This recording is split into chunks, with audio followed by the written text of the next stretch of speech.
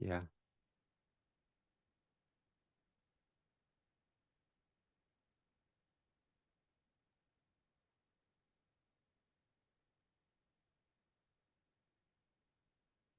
Morning, everyone.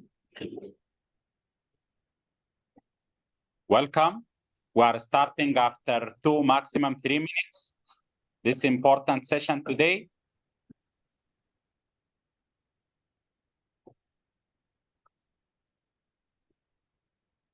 Welcome all. Please make yourself comfortable and ensure that you have a good internet connection. Also, please, you can add your question in the Q&A area. If you have any question, you can type your question in the Q&A area. You also have an option of raising your hand. You may be given an opportunity to ask your question directly. And also all these recording and presentations, they will be shared after 12 hours in our website.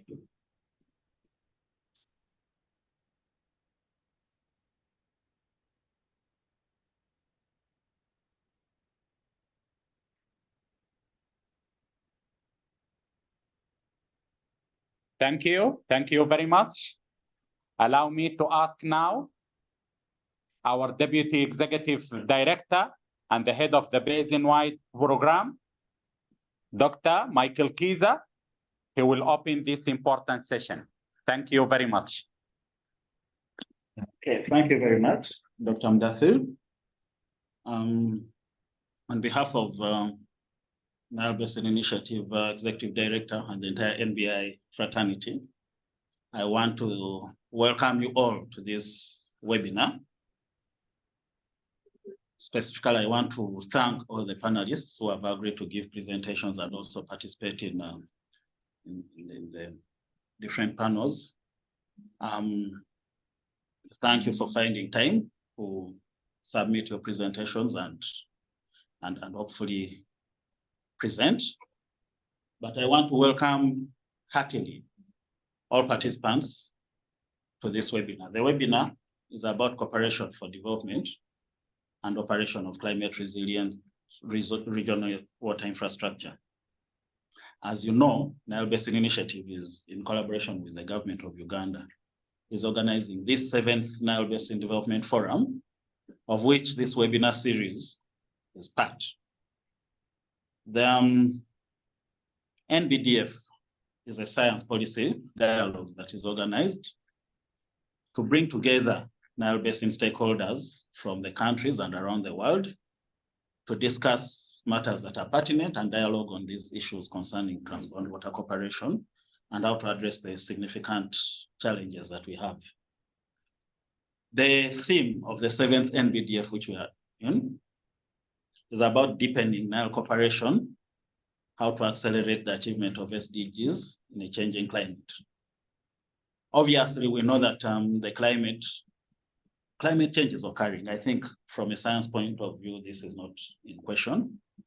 And our basin, the Nile Basin, is really one of those basins around the world that are always indicated as being at a very high risk of adverse effects of climate change. Specifically, the Nile River on which we depend is very sensitive to variations in climate brought on by, of course, the different pressures that we have, but very importantly, the pressures that we put on the river system, including population growth and land use changes and others. They're putting a lot of pressure and reducing the amount of water available within our system, but also causing an increase in the frequency of extremes. These are some of the things that we want to discuss today because all of our countries have made commitments concerning our goals of achieving the Sustainable Development Goals. And unless we address the issues around climate change in a cooperative manner in this basin, we are unlikely to meet those goals that we've set out. So we think that this webinar, and indeed the NBDF series, 7th NBDF series, will have us coming up with some resolutions that address direct our efforts in terms of addressing this. So I wish to welcome you to this webinar. I hope we'll have very fruitful presentations and discussions, and let's work very hard to see that what we come out with is implemented within our respective countries and river basins in terms of our response to this very significant challenge that we have. Thank you very much, and I hand you back to you, to Dr. Abdul Karim. Okay, I will hand over to the moderator, Dr. Abdul Karim. Thank you, Kiza. Thank you very much for setting the tone for the session. And good morning, everybody. Good afternoon, maybe. My name is Abdul Karim Said. I am heading the EMI office for East Africa. I'm not new to NBI. I consider this is also my event, the NBDF. I'm very happy to see it's going very smoothly. Now, without further ado, now just a quick note for the presenters and panelists who may have joined by now. We'll have few presentations before the panel discussion. For each presentation, we have 10 minutes sharp. I will alert the presenters when they have 2 minutes left. I will be very strict on time, otherwise we will not be able to manage the session. And this is for the presenters. For the audience, please put your questions in the Q&A box where you have there, and we will be watching or monitoring the Q&A. And at the end of the panel discussion, then we'll have time to go through the questions. And also, if possible, presenters also check whenever you have time, whenever you can, the Q&A box, so that you can also sometimes directly respond to the questions. So I think that's what I have now. The first presenter is Gashau Aifaram Ndailalu from the Department of Political Science and International Relations, Addis Ababa University, Ethiopia. I hope Gashau is ready. Is Gashau ready? Yes, I can see him. Hello. Yeah, so Gashau's presentation is titled Powering the Nile Region Through a Water Energy Food Nexus Approach to Hydropower Development, Patterns, Impediments, and Policy Implications. Gashau, you have 10 minutes. Please go ahead. Thank you. Okay, thank you, Dr. Abdul Karim. And good morning, everyone. I'm going to present my paper on the powering the Nile region through the water energy food nexus approach to hydropower development, patterns, impairments, and policy implications. Gashau, can you project? It's not projected yet. Okay.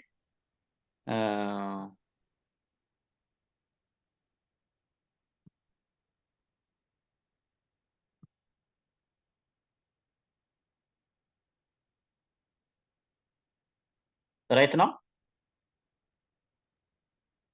Perfect now. Okay. Go ahead. Okay. So, as you know, Nile River has the potential to generate a significant amount of hydropower to attain the energy security of the riparian countries.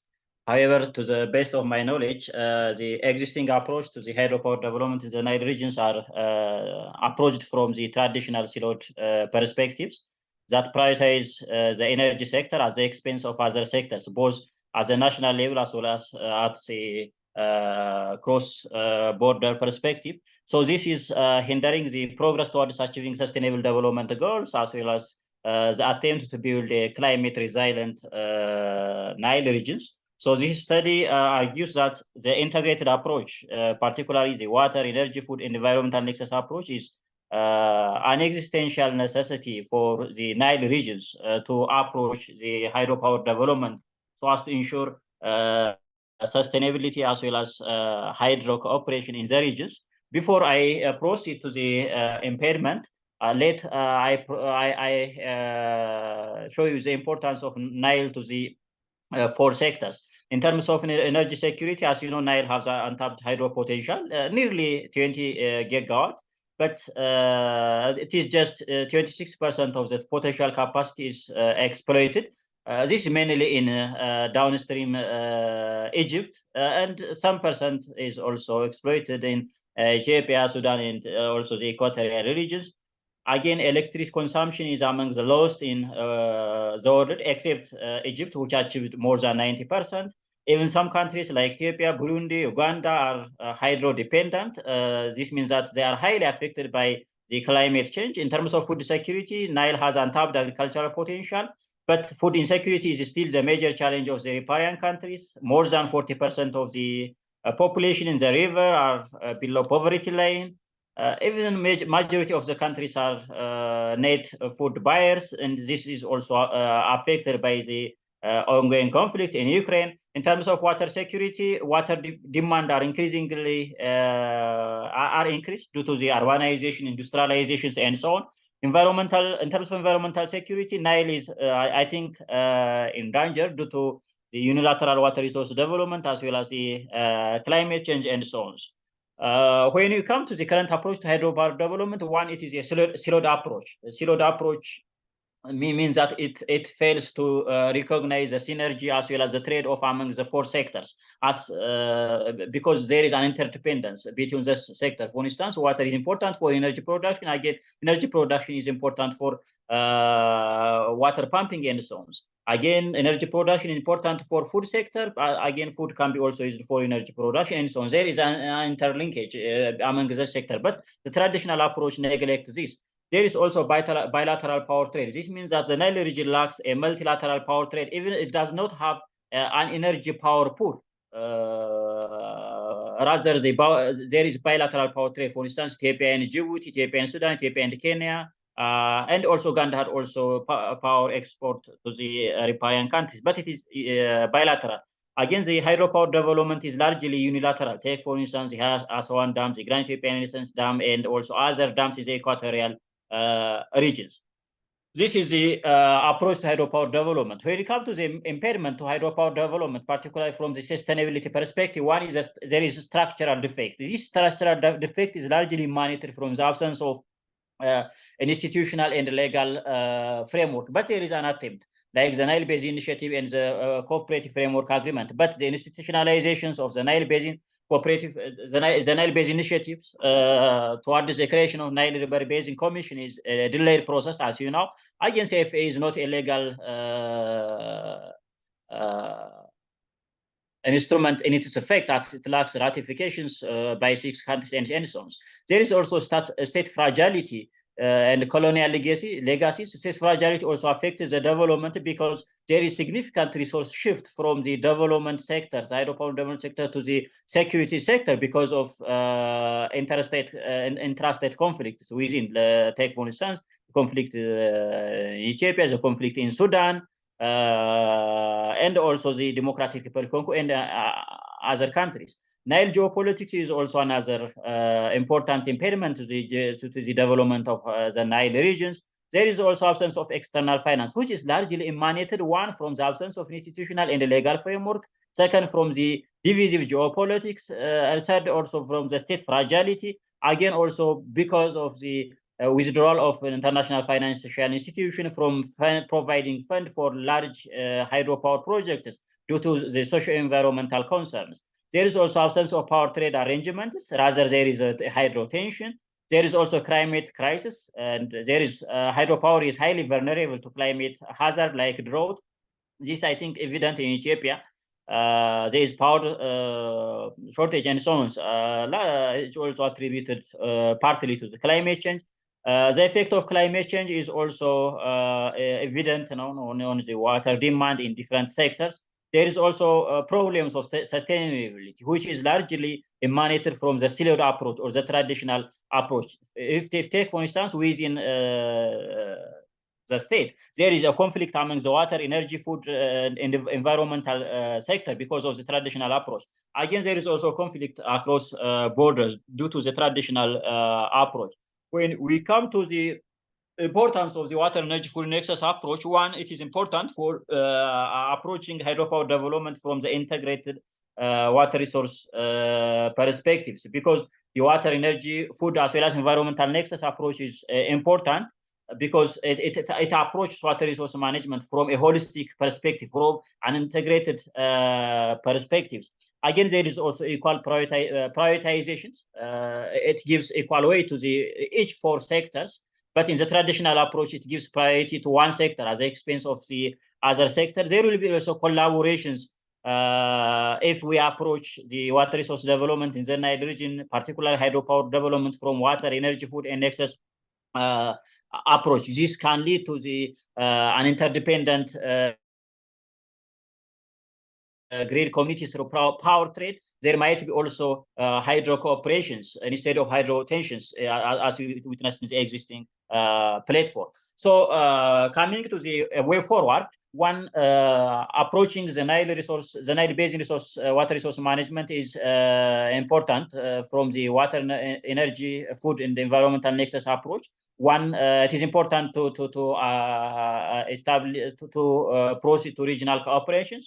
Countries should prioritize regional cooperations and collaboration to develop the water, energy, food, and environmental nexus approach that is mutually beneficial for all nations, not only for all nations, even within the state. It is important to approach the water resource development from this nexus approach so as to ensure all securities of all water users across sectors. Again, investment in infrastructure and planning should be also guided by a holistic, integrated water, energy, food, and environmental nexus approach to achieve sustainable development goals, including the AU Agenda 2060. Again, there is also a need to build a capacity at all governance level, such as in terms of training, for instance, education, and so on, so as to implement the nexus approach.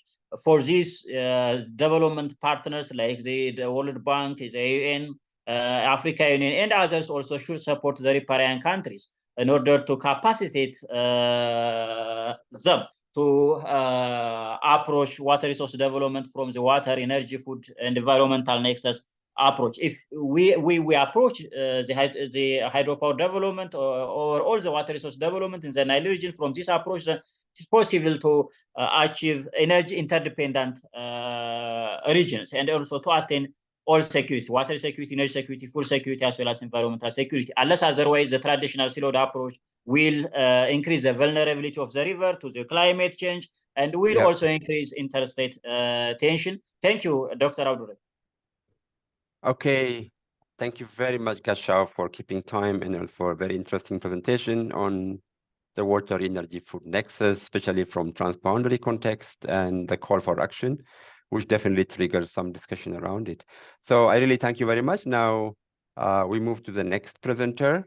That will be Dr. Srafil Mamo, and the title of the presentation is Water, Energy, Food Nexus Approach for Transboundary Water Resource Management Development Systems in the Eastern Nile River Basin.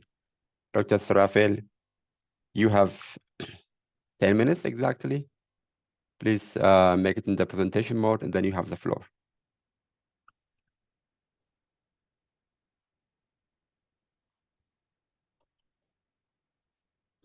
Please go ahead.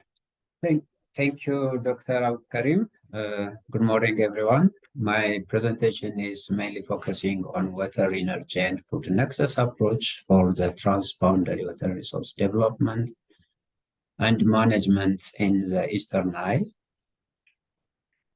Basically, as a background introduction, this water, energy, and food nexus approach is central to the natural resource management and climate change policies to cope with the nexus concept that requires the multi-sectoral use of water, which really puts emphasis on the system and the dynamic feedbacks across the water-intensive sectors. This nexus approach also considers the land use change in the region, poverty, population growth, rising of demand of natural resources, and climate change and variability by large. The study area is basically the Eastern Nile region, which is from Ethiopia, South Sudan, and Egypt, basically from the Nile equatorial transboundary system also included. And the location over there is elevation variation is at region, temperature variation, different temperature exposure, and the precipitation ranges from 0 millimeters to more than 1,800 millimeter rainfall distribution throughout the catchment. And basically the objective is analysis of the transboundary water resource management development in the region. The spatial distribution of some of these areas seen here, and some of the catchment areas for different subcatchments within the basin is presented in tabular format, seen below. And the input data for the analysis considered here is some of the strategic plans in the previous years, and a review of the nexus studies from the Eastern Nile in the past few years. The method is reviewing all those nexus analysis in line with the previous and the future strategic plans of the Eastern Nile, basically focusing on the future and the past. And some of the hydrological model, basically SWOT model, is used to estimate the flows in the basin and in sub-basins. And the nexus and assessment of water supply and demand, food production and demand, as well as estimation of hydropower generation in the region. Basically, the driving of this nexus is the climate, the socioeconomic, and which might give us as an output of river flows, which is estimated using the hydrological model. And the nexus also uses as additional input as development plans in the region, and the output becomes the water supply and demand, hydropower, and food production. And the assessment comes then after, because there are a lot of inputs as a resource, capital, policy, and technology, which my focus is here to improve the water, energy, and food security for the region. So some of the results seen here as a summary is basically the annual flow from different subcatchments of the region, as well as the main sub-basin areas. And there are also a blue and green water uses, which mainly based on the resources of the water in the basin. So the blue water mainly focuses from the rainfall, as well as the blue water is for the irrigation, for industry and municipal uses. The hydropower generation is also one of the key focus for the region to be produced and solve some of the integrated problems and ease of life in the future, which mainly focusing on cooperation. And some of, for instance, the average hydropower with cooperation increases from 6% to 12%, for instance, in Sudan. And the other key case is a food security, which is irrigation yield by countries. For instance, you can see in the basic points here. So the low flows period improve food security with and without cooperation. Basically, GERD is one of the key inputs here for harvesting or just holding for regular flows of water in the region, and has good contribution for food security and higher hydropower generation. In summary, the water supply, hydropower, and food production and demand nexus approach results in improved water resources during the dry period with cooperation, and basically it also improves the importance of mutual benefits and cooperation for the region by using the transboundary water resources development and management aspects while cooperation is in place. This figure shows some of the cooperation benefits from countries between Ethiopia, Sudan, South Sudan, where this study is very different in different areas, but in hydropower, in food security, and water resource management, and creating cooperation for the development is basically beneficial for the region.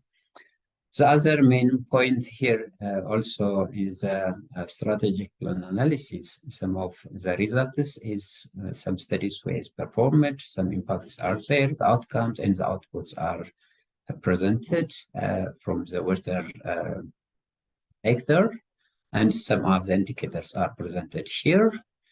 And from the energy perspective, also some impacts are first assessed, some outcomes is presented, and the outputs also seen on this table for the energy part, as well as for the food security, also the same way presented based on the previous strategic plan and projecting to the next 5 years projection of strategic plans.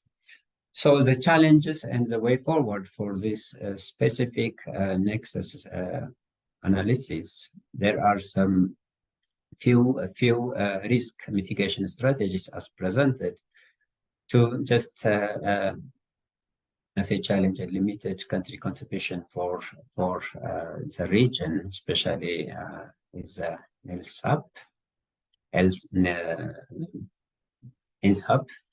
So the other point is also mission-driven strategic management, which also have a likely good impact, and which is to moderate to high, to low, and the political instability and security in the region, relative to implementation of the investment and declining of funding. These are some of the challenges to manage those nexus aspects. The way forward, it needs to adapt, improve to expected challenges and constraints in the future. It is very important. Improve the nexus in the transport water resource management development issues, also very important. A consideration of future cooperation in cross-cutting issues, especially climate variability and sediment issues should be considered in the future development. And the transponded data and information development and access and sharing of principles to improve the water, energy, and food security are very important in the region to improve the future development of the basin. For this study, some of the references are presented here, very selected references. There are many references addressed for the assessment and presentation of this paper. By this, I finish my presentation. Thank you, Dr. Abdul Karim. Back to you. Thank you very much, Dr. Surafel. Right on time. This is excellent. Very interesting results on the nexus and then the risk mitigation measures. Thank you so much. Now we move on to the next presentation. I don't see Gordon. Is Gordon there? I don't see Gordon. So we are moving to the next one. Engineer Abdullah Ibrahim. Is he around? I think I can see his name. Are you ready to give the presentation, Engineer Abdullah Ibrahim? I see the name in the list of participants, but I don't see him responding. Is Engineer Abdullah Ibrahim there? No. So we are moving to the next one now. That will be Dr. Osman. Yeah, is that Sami now? Or it is Sami, sorry. Sami is Osman? around, but Yeah. yeah, we are sharing the paper. Oh, okay, good. I'll be presenting it. Maybe he can jot in when he finds it suitable. Okay, Dr. Osman, thank you so much. Okay. Now, I'll give you the floor. You have 10 minutes sharp. Okay, thank you very much, Abdul Karim. Okay. Let me. Yeah. Yes. I've not started counting the time, don't worry. Okay, please. I need each and every minute. Yeah, of course. Now, Yeah. go ahead. Yeah. It is mainly, you can see that sharing of benefits through cooperative operation of the system from GERT to HAT. And the content, I think we are going to go through that one. Here, this is an introduction to the River Nile. I think we are all familiar with that one. If you have any questions about that, then I will come back to it. This is to show the low-hanging fruit or fruits of the water energy food nexus. You can see in Ethiopia that you have the very high potential of hydropower generation. And in Sudan, you have the very high potential of agricultural land, irrigated agricultural land that can be. And the thinking is that whether it is possible to share the benefits from those two potentials.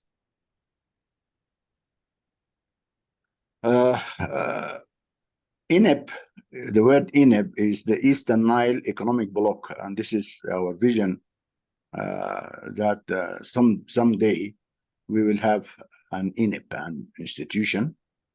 The low-hanging fruit to start that INEP is trading energy through the East African Power Pool project, which has got its head in Addis Ababa. Now it has been running for some time.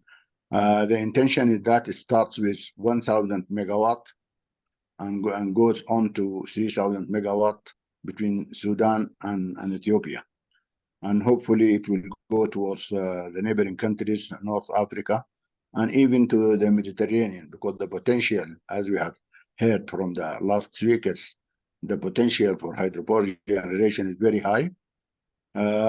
Here, then we talk about Rahat 2 and Awad 2.4 million faddans. I will show those ones. I will go there. And then later on, we are going to talk about, these are our own ideas. These are not Sudan ideas. These are the two authors of this paper. They are throwing their neck out and trying to bring some ideas for the floor to talk about, and hopefully in the future, if we have political will, then maybe we will go to even Akasha, fertile land. This is the model. I'm not going to go through this one in details, but it is an Excel-based model running on annual basis with 10 days periods. This is our traditional way of doing things from 1913 up to 2021. So more than 100 years of data on which this model has been developed. The model was run for current conditions as a base case. It was then run to optimize the operation of the system for irrigation and hydropower generation through the system. Here we are focusing on hydropower generation and versus irrigation, but there are so many benefits that we are going to see in the last slide on this presentation. This is just a view of the model, the Eastern Nile simulation optimization model. Here we have, yes. This is the model in spreadsheet. This is the Nile situation in an average year. I'm going to take, Abdul Karim, if you don't mind, maybe about 5 minutes on explaining this one, because this is the result of our work. Here, the model depends on feeding the flow at the borders. And JASU is January, July, August, September, and October. If you have July, August, September, and October, there is a direct relationship between JASU and the annual flow. And this I have presented 3 days ago, so I'm not going to go over it here. So if JASU is 40, then the annual flow at GERD, coming to GERD, is 48.4. Here, this is Malakal, 12.5, and it becomes 32. The White Nile is a very mild river, so there is no much difference between JASU and Malakal, more or less the same. The highest is 150, and the lowest is about 50 millimeter cube per day. But here it varies a lot. And then here, this is the third tributary, Adbara, Hamdayit, and Sirra. JASU, very few flow during the recession period. So looking at the borders, the annual flow at the borders is 100 millimeter cubed, billion meter cubed. And if there is no obstruction at all, it will count to 84 billion meter cubed as measured at Aswan or at the High Dam. But because of the Sudan obstruction, the transmission losses, and the evaporation from the lakes, it comes down to 55.5. This figure, 55.5, this is according to the 1959 agreement. That is what is allowed as a quota for Egypt. Here, actually, if we want the current condition, this should be 0, and this should be 0. So everything is 0. This is the current condition. It is 59.7, more or less. Sudan still is, I cannot say losing, but a certain amount of its quota is going to Egypt, because Sudan does not have adequate storage capacities, because during the flood season, we have to open all our gates to minimize the amount of siltation in the lakes. So, and we can only fill in during the recession period, after the flood. So here, the figures which I have just entered, if I can have them back, I don't know how to go back. Yeah, anyway. So Sudan has got the chance to Dr. Osman, you have two more minutes, Dr. Osman. Okay. 4.5 in Hawad, and 2 in Rahat. If we add those two together, then we will have Sudan can develop that for itself. But the most important thing is that, sorry, yeah, now it is coming to 61.5. That is 55.5 plus 6. There is the possibility of having Acacia. Acacia here, this is the Had Lake here. Because of the presence of Had, a lot of siltation took place here. So if the Egyptians could agree to lower the level in Had to 168, then they are going to save a lot of water which goes into evaporation, and this will leave this area a recession area, and Akasha can be developed. It could be developed by the two countries together, or even the three countries. If I go down here, this is from the Sadl Dam. Again, if this could be allowed, and the two countries could agree, or hopefully the three countries, to develop this project here, and this can again be shared. The thinking is that to trade hydropower generation versus food. I think I should go back to the last slide because the time. Yeah. This is yeah, just showing. It's almost time now. Please conclude. Yeah. This shows how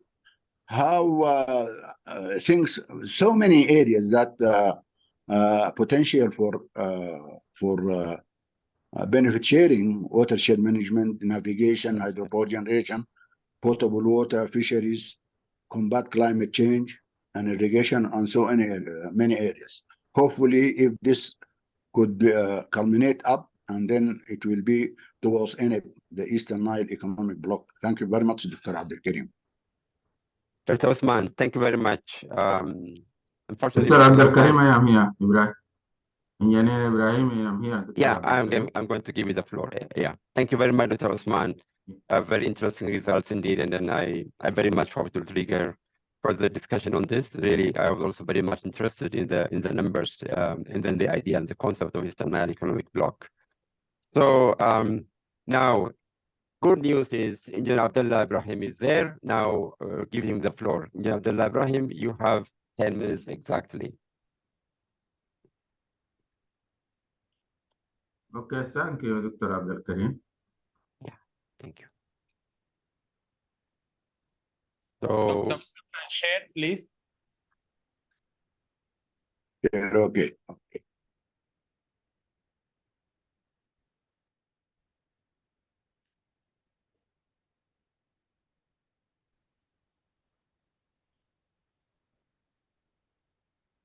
So, Engineer Abdullah, if you have presentation, can you please share your screen?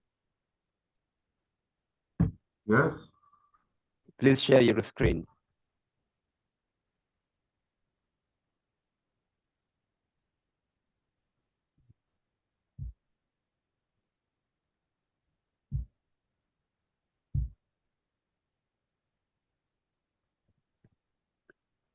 You see my presentation now?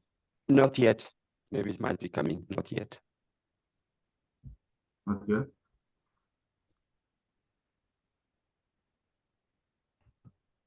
They have not.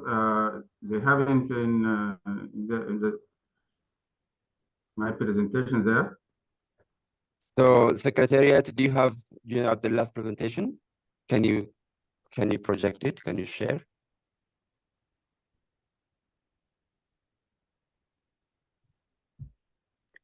Okay. Engineer Abdullah, did you select share and then again you press on share again? After you select the screen and then select share.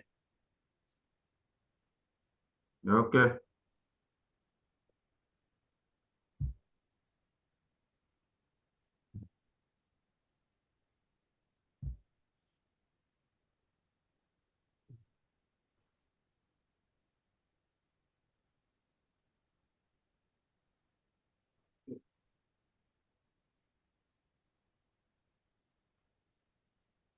Okay, we are presenting from our side here. Very good. Thank you. Thank you. Okay, Patrick is presenting now. Yes, we'll present from our side. Okay, no problem. Yeah, just because there is an interruption in the internet here with me, and also electricity is cut. So we have a problem to present it to be continuous with you. Okay, you can start. You can present from. Just you have to tell us to go to the next slide. When you finish, you tell us go next, like that. Thank you. Okay, no problem.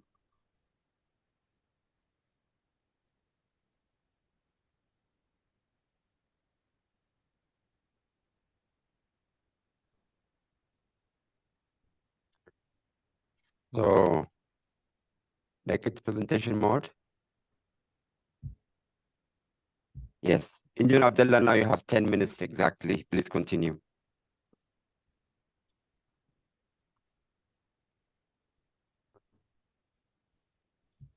Engineer Abdullah, we can't hear you if you are speaking. Yes, I am, but Yes, I have now. some problems with. Please go ahead now. Okay.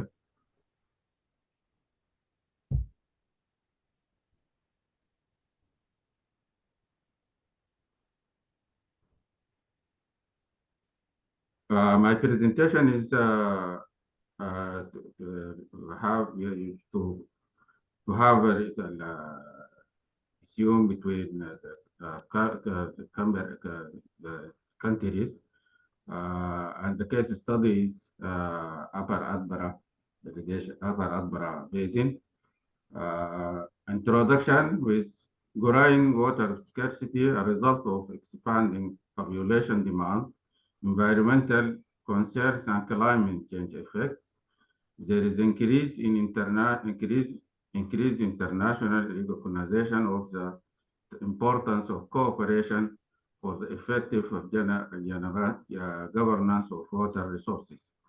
This is particularly evident in the case of transboundary river basin, in which is unidirectional negative externalities caused by the upstream regulation of the natural flow often places some parties at a disadvantage and result in a systematic relationships that add the challenges of coordination resources use.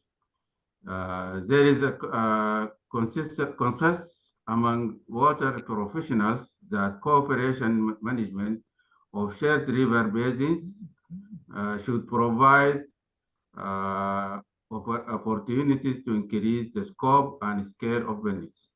Stepping beyond the volumetric allocation of water that reduces negotiation between riparian countries to zero-sum games. Benefits to the river can result from sustainable cooperation management of the ecosystem, efficient cooperation management, and development of river flow can yield benefits from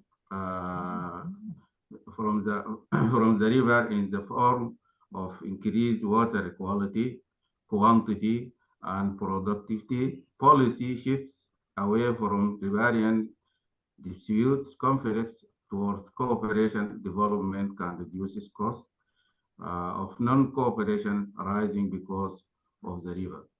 And cooperation between riparian states can lead to economic, political, and institutional integration, resulting in benefits beyond the river. Next.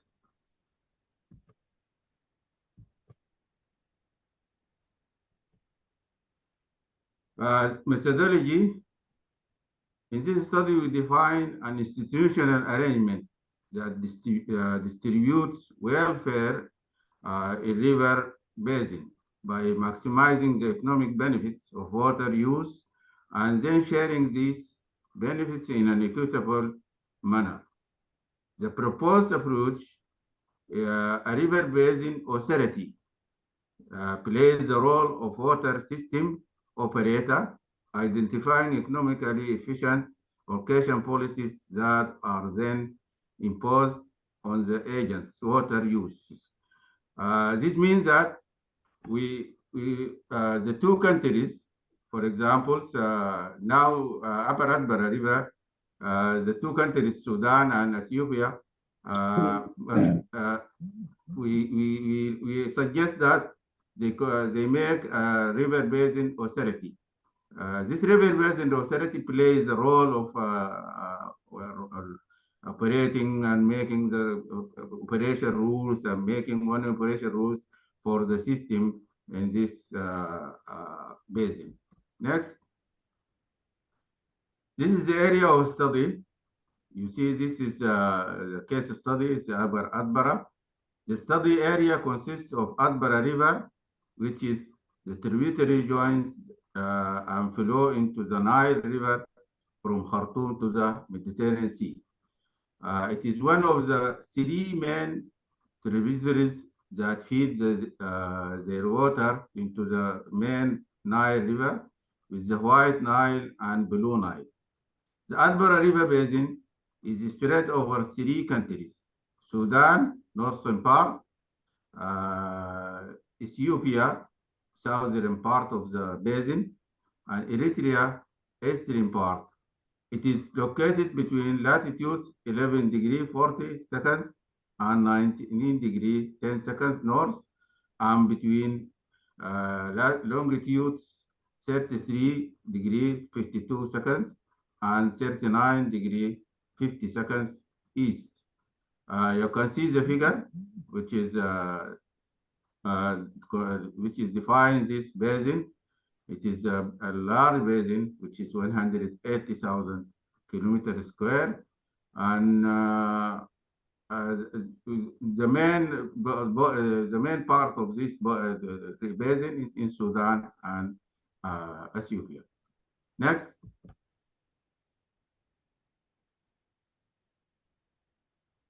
The result focus on evaluating the performance of present situation and planned for situation. Reservoir system in the Takazi Adbara Basin, both for coordinated and non-coordinated operation.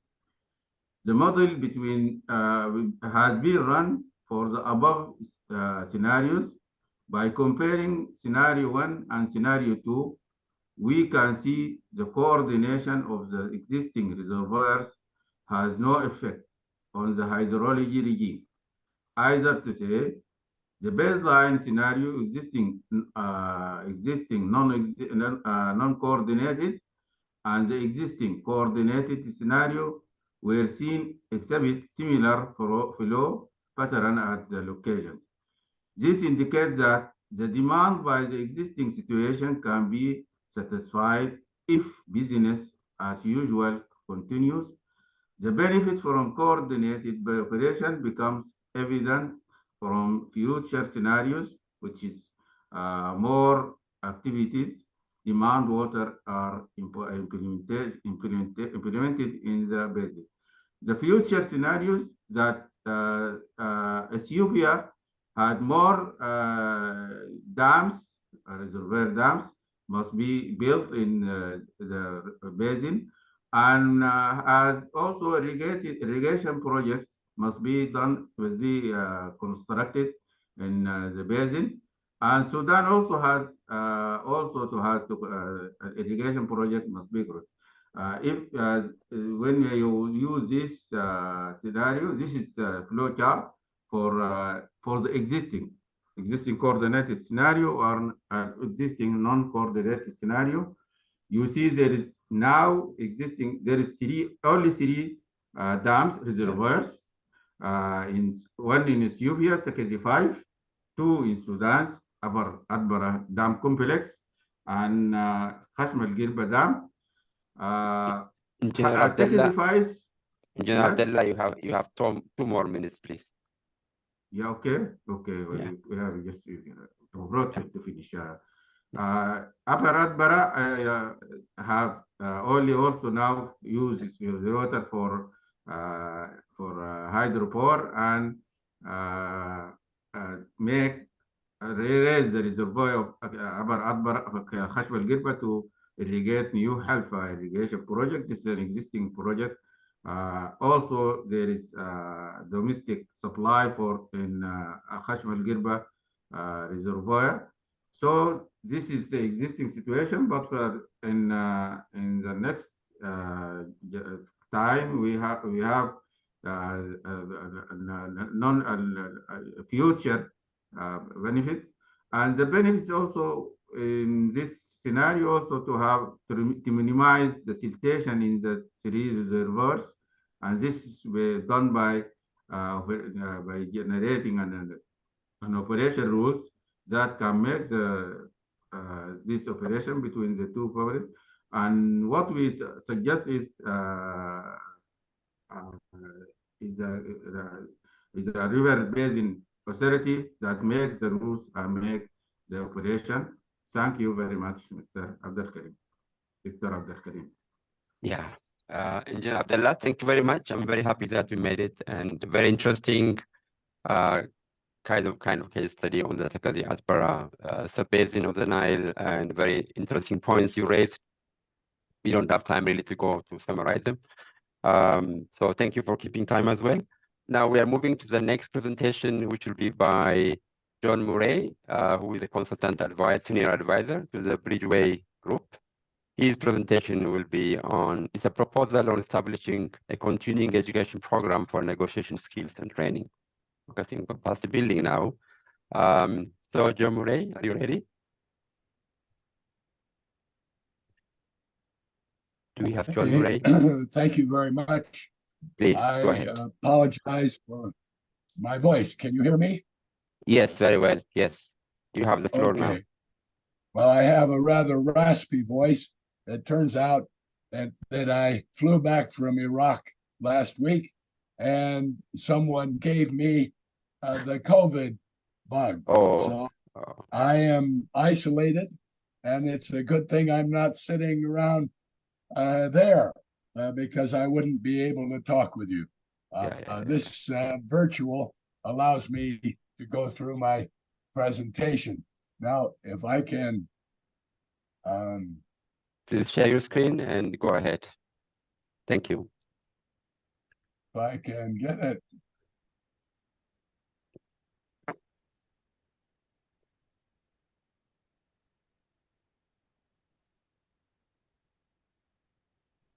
I'm trying to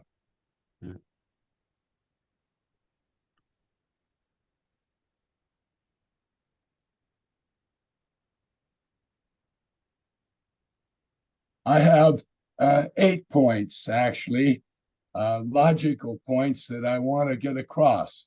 And I'll go through them step by step. The first is that really you Mr. Murray, official... I'm sorry, Mr. Murray, do you have presentation or you would like to speak? Can you see it? We don't. I don't see it up to now.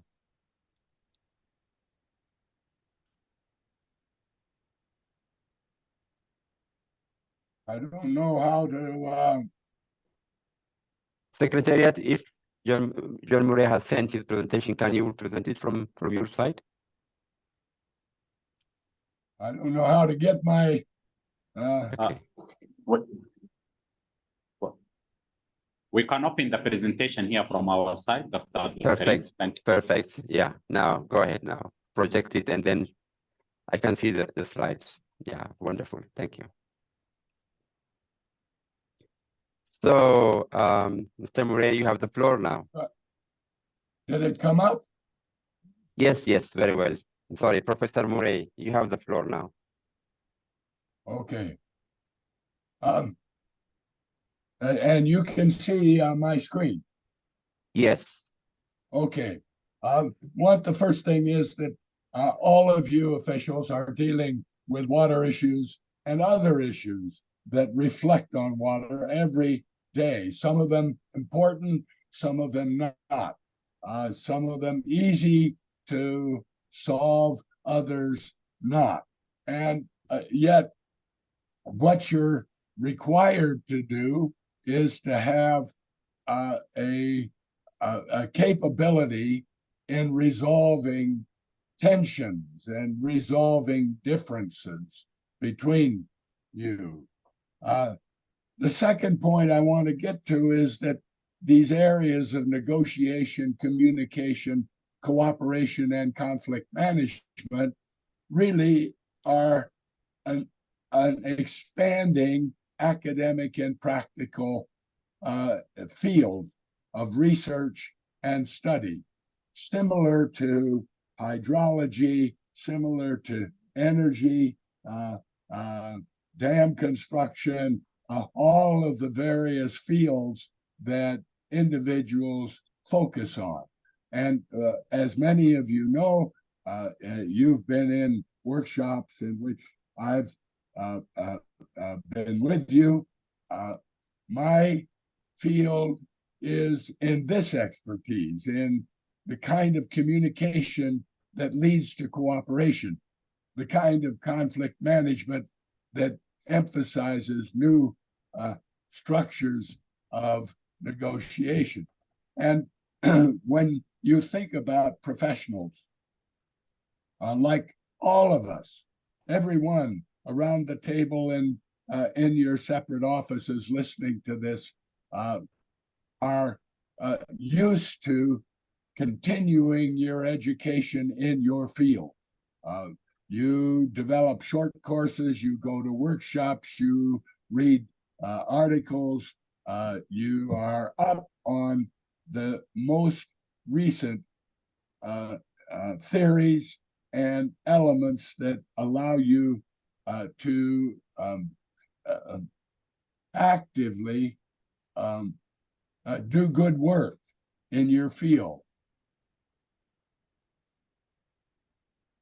And NBI, the Nile Basin Initiative, has in the past and now supported continuing education. They've supported it in a way that is something that they could, I suspect, because of financial means. Also, they could in terms of people needing to have negotiation expertise in facing difficult problems. Yet it more of an ad hoc method in looking at continuing education program. When you think about an effective continuing education program, think about your own field and how the continuing education works, how you keep up with the most recent efforts in your field. For a continuing education program in negotiation and communication skills, it is composed of a number of things. First, a formal 3 or 4 day negotiation communication workshop, and probably held every 3 or 4 years. I was with you in Dar es Salaam just last May.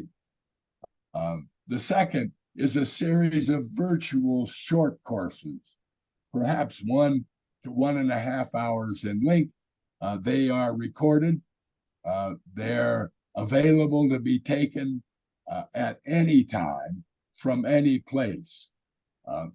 And third, an official, recognized, and I would say voluntary program for every official involved in Nile River Basin activity, interaction among countries on Nile Basin issues, to take the formal workshop once and to boost their learning by taking 1 or 2 virtual short courses in any year in which they didn't take the workshop.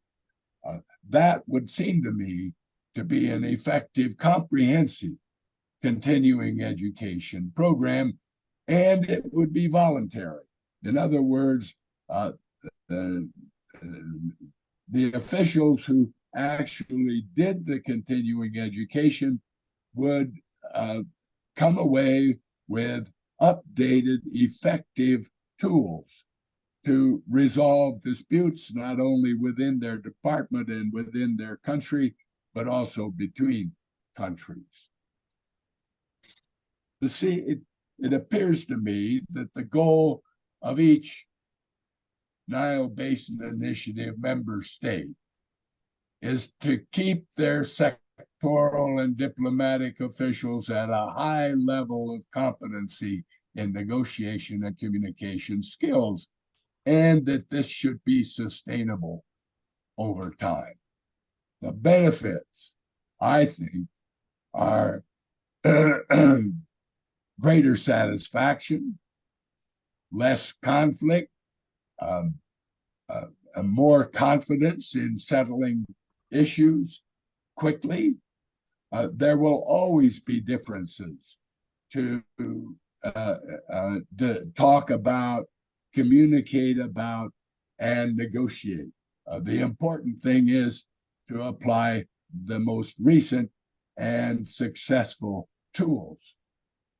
This goal of sustainable competency has become even more essential, it seems to me, as the region and world face increasing uncertainty and unfortunately often disastrous environmental conditions caused in large part by climate change. The answer, again, as this proposal suggests, is to establish an active continuing education program supervised by the NBI with voluntary requirements for sectoral and diplomatic officials who work regularly interaction on Nile Basin issues. The result, I think, will be improved negotiation skills across all the countries from the Nile Basin, a reduction in unresolved issues, and a natural sense of pride among officials in demonstrating the latest in negotiation and communication techniques. Thank you. Yeah, Professor Again, Murray, thank you very much. Yeah. Go ahead. Sorry. You still Again, I have 1 or 2 minutes. apologize for my voice. No, it's fine. Actually, it's great that you are able to present it, and it was really very clear to me. Thank you very much for keeping time. Very interesting topic of education or training on negotiation skills. Hope you'll be using, colleagues, participants. You can also use the Q&A to interact with Professor Murray. I see the Q&A box is very active now. I see questions and answers being posted there. So thank you very much, Professor Murray. Now we are moving to the next one. The next presentation will be originally by Professor Hubert Law, but now will be presented by, I think, Engineer Nada Abdul Wahab from CIDRO. Yes. Nada Abdul Wahab, you have the floor. Thank you, Dr. Abdul Karim. Let Yeah. me share my screen.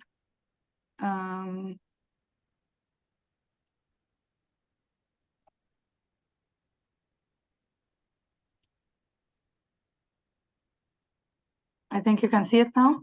Yes, very well. Now you are all well set. Please go ahead.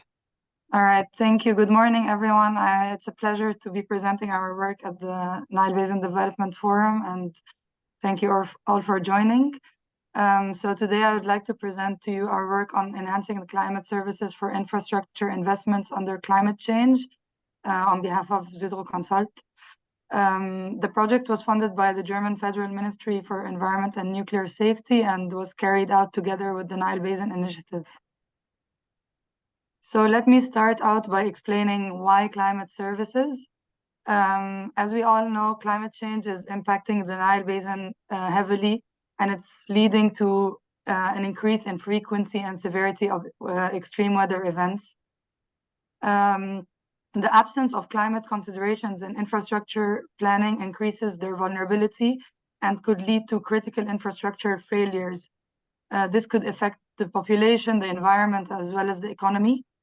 So it's necessary to define customized planning processes and provide improved climate information services for decision makers to protect infrastructures.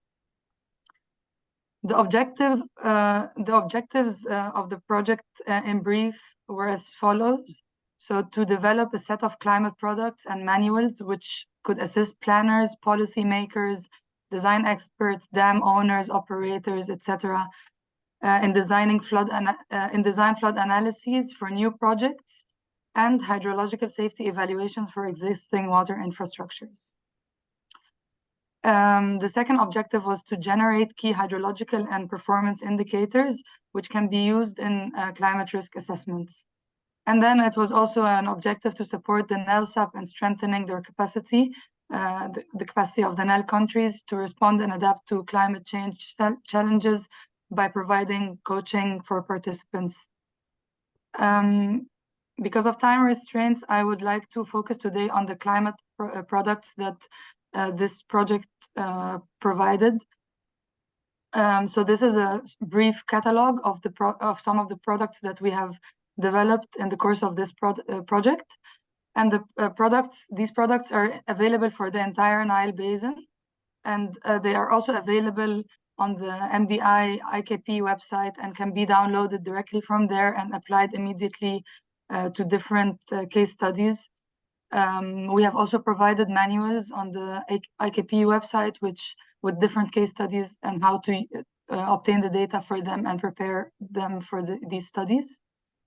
Some of the products are also being used for follow-up projects at the NBI. So the first product is bias-corrected climate data, so daily temperature and daily precipitation for every grid cell in the Nile Basin based on the Cordex datasets. The second one are intensity, duration, frequency curves. I will get into each product in the following slides, but this is just an overview. We have also prepared radar diagrams, so maps showing signal change in clusters of the Nile Basin. And then we calculated the probable maximum precipitation for the entire Nile Basin and provided manuals on how to obtain the probable maximum floods, the PMF, from the calculated PMPs. So this is on the climate data. Basically, from the IPCC reports, we took two representative concentration pathways, the RCP 8.5, which is the most extreme scenario, and the RCP 4.5, which is a medium one, or nowadays it's being considered as one of the best case scenarios, given the change in climate and the CO2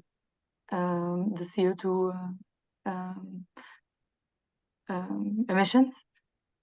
So from these concentration pathways, different climate institutes use driving global circulation models and regional circulation models, such as the Cordex in this case.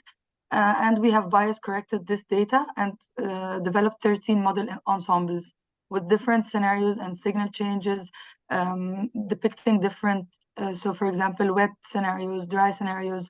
This is all also in reports at the NBI if you would like to look at the different models in detail.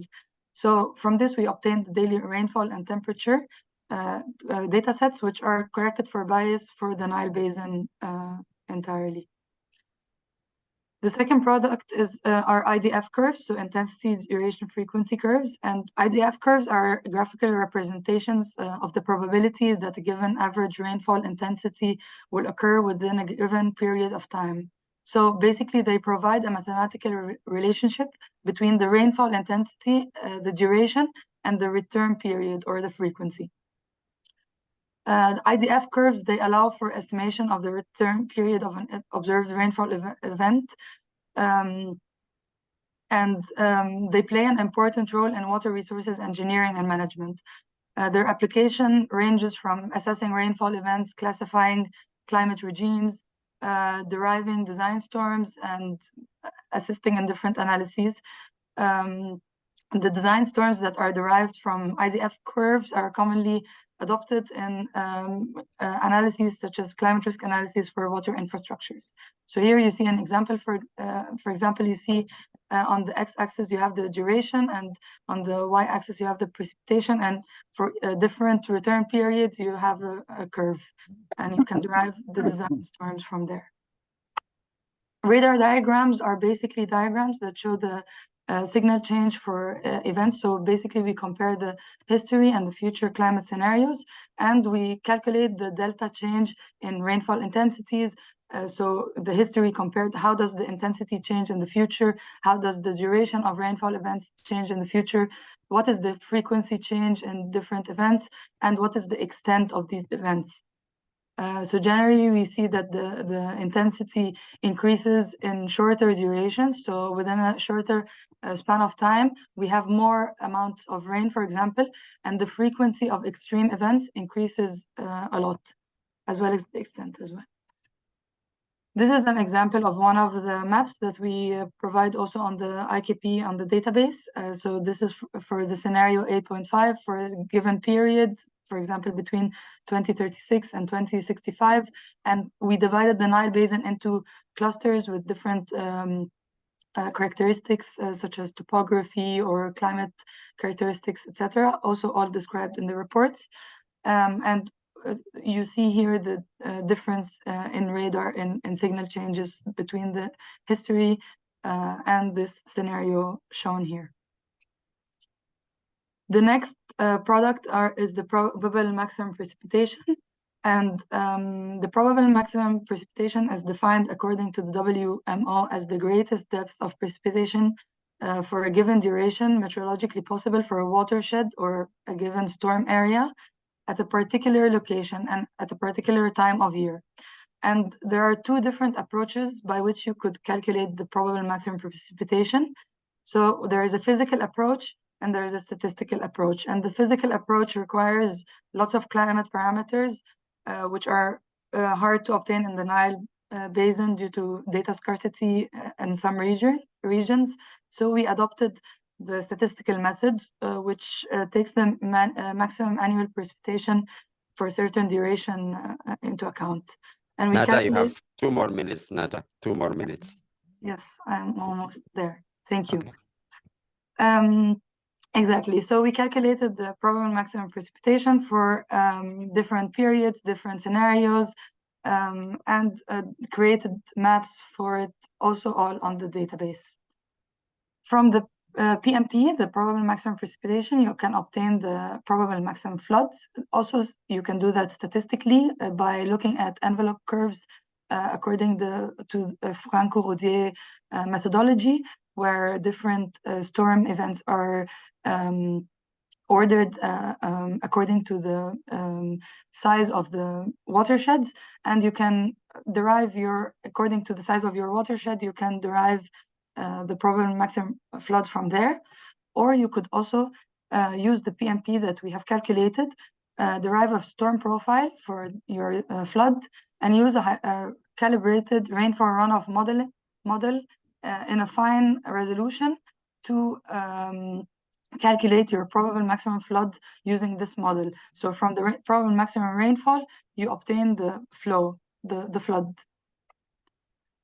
Finally, I want to show you, this is just a screenshot from the database, the climate scenario database from the NBI website.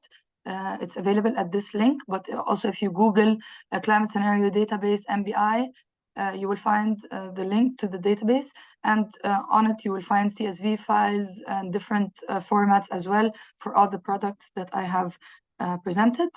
And then there's also the climate proofing interactive manual, where you can look at the guideline on how to climate proof infrastructures using different design storms or design floods, for example, from the IDF, etc. So you derive the data from download the data from the database and use it according to this climate proofing guideline.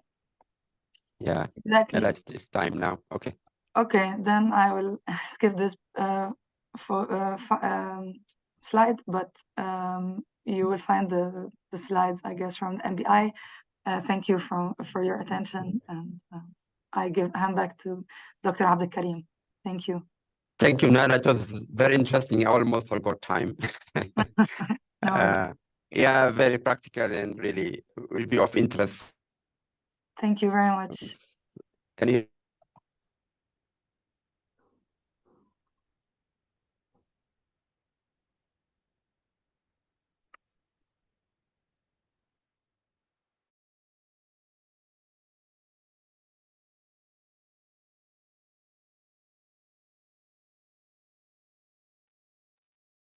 Dr. Abdul Karim, we can't hear you. Yeah.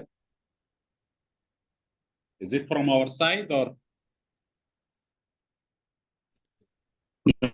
Even I can't hear him. Yeah, same here. Dr. Abdul Karim, we can't hear you.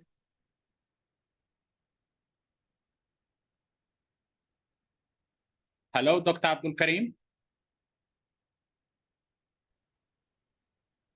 Maybe can I go next? I think it's my time now to make my presentation. And I'm sure you introduced me from your side, but we can't hear you. Thank you, Dr. Abdul Karim. Can you hear me? Yes. Sorry, there was a very brief power interruption on my side. I'm very happy that it's back now. Okay. Okay, now we move on. Just bear with me. I'm trying to find because one of my screens is not working. So we move to the next one now.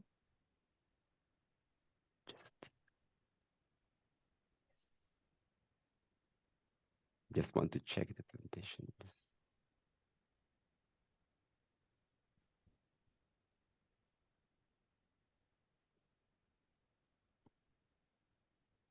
Yeah.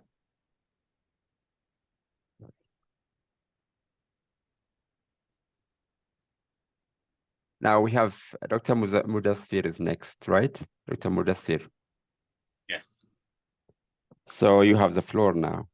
So Dr. Mudassir's presentation is titled Climate Change Interventions and Evolution of the Climate Service for Infrastructure Investment at NBI, which actually links very well with the previous presentation. Dr. Mudassir, you have 10 minutes. Thank you. Thank you very much, Dr. Abdul Karim.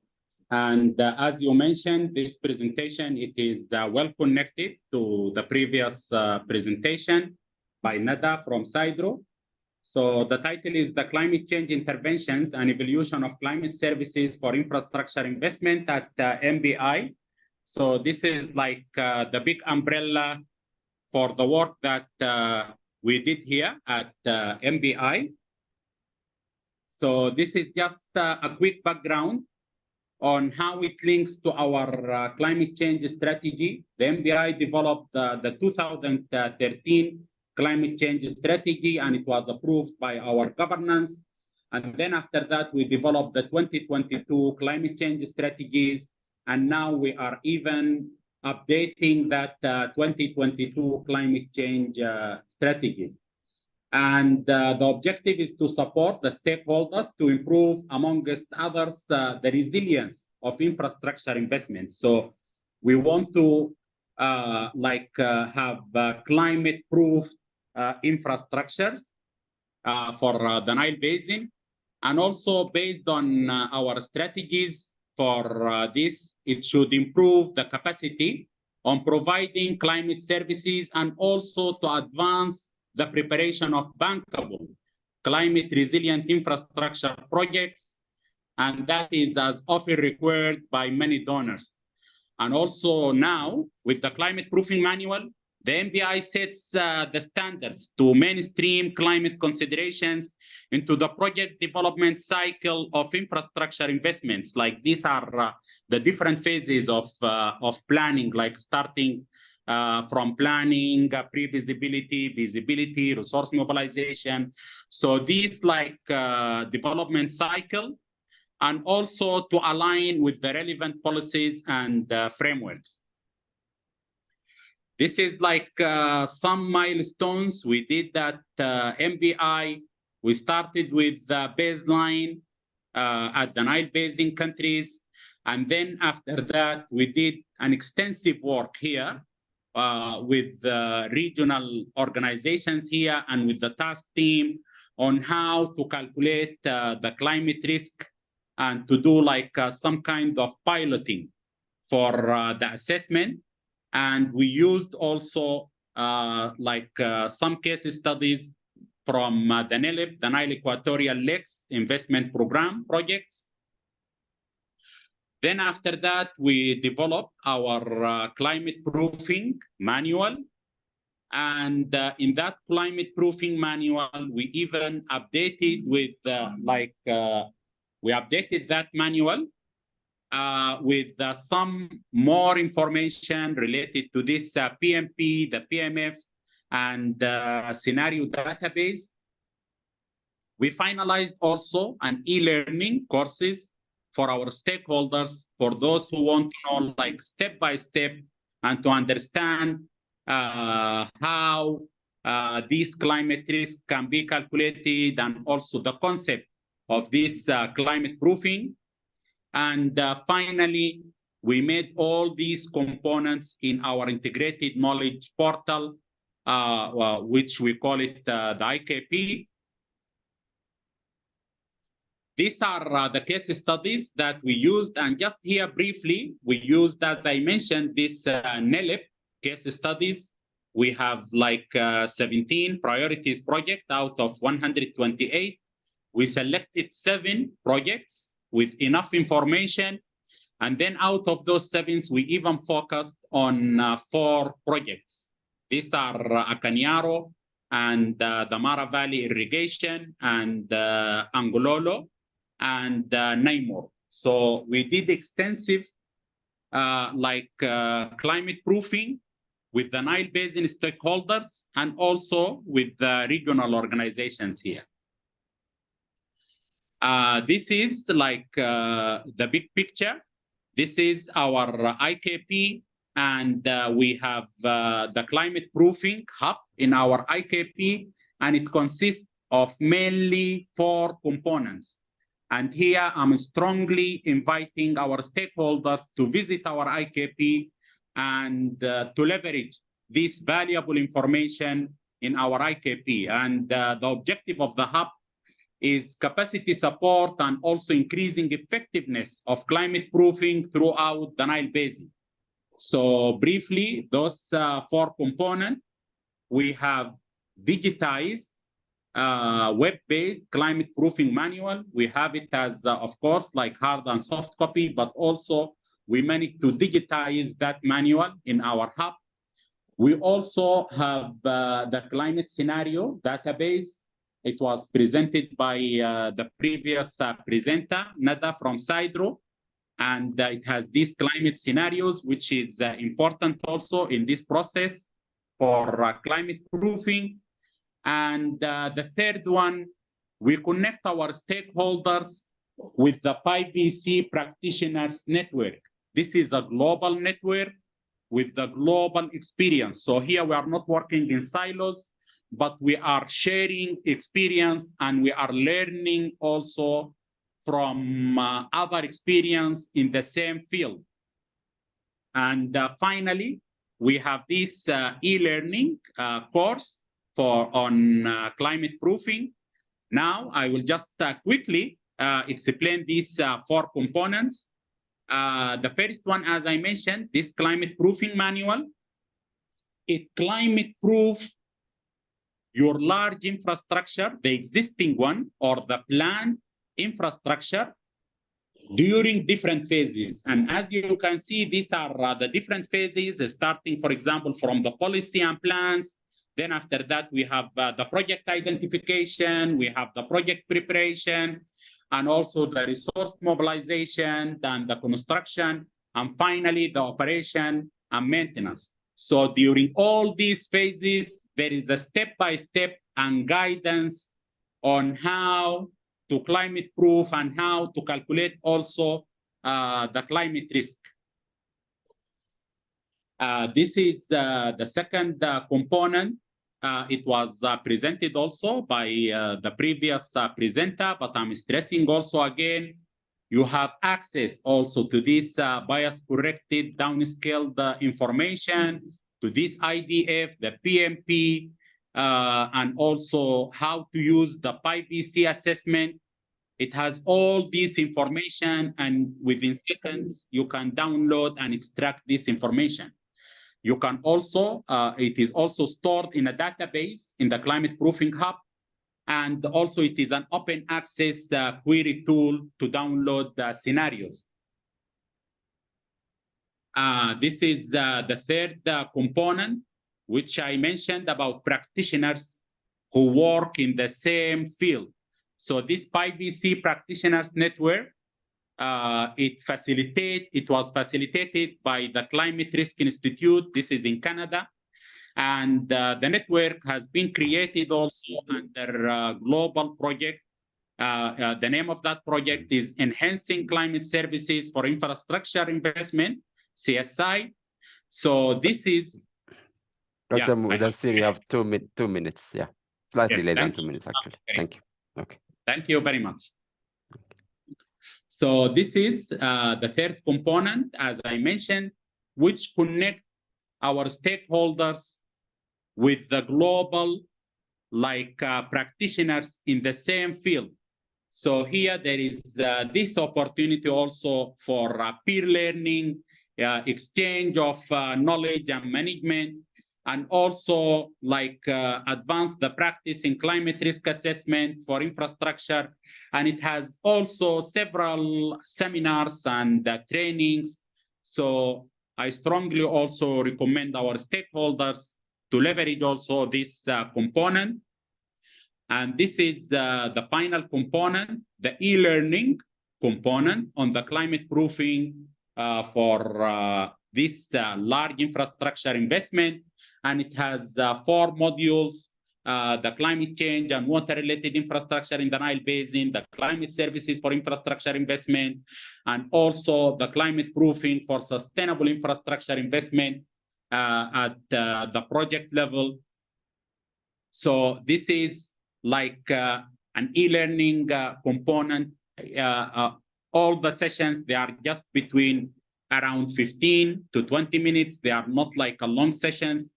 And they are accessible also for the stakeholders to know also step by step how to climate proof, how to do this climate risk, and also the concept of this climate proofing.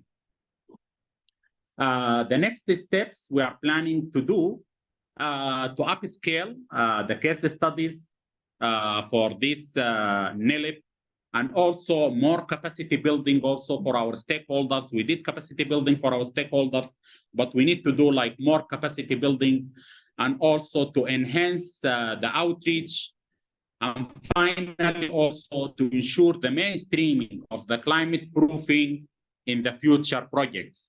Thank you very much. Back to you, moderator, Dr. Abdul Karim.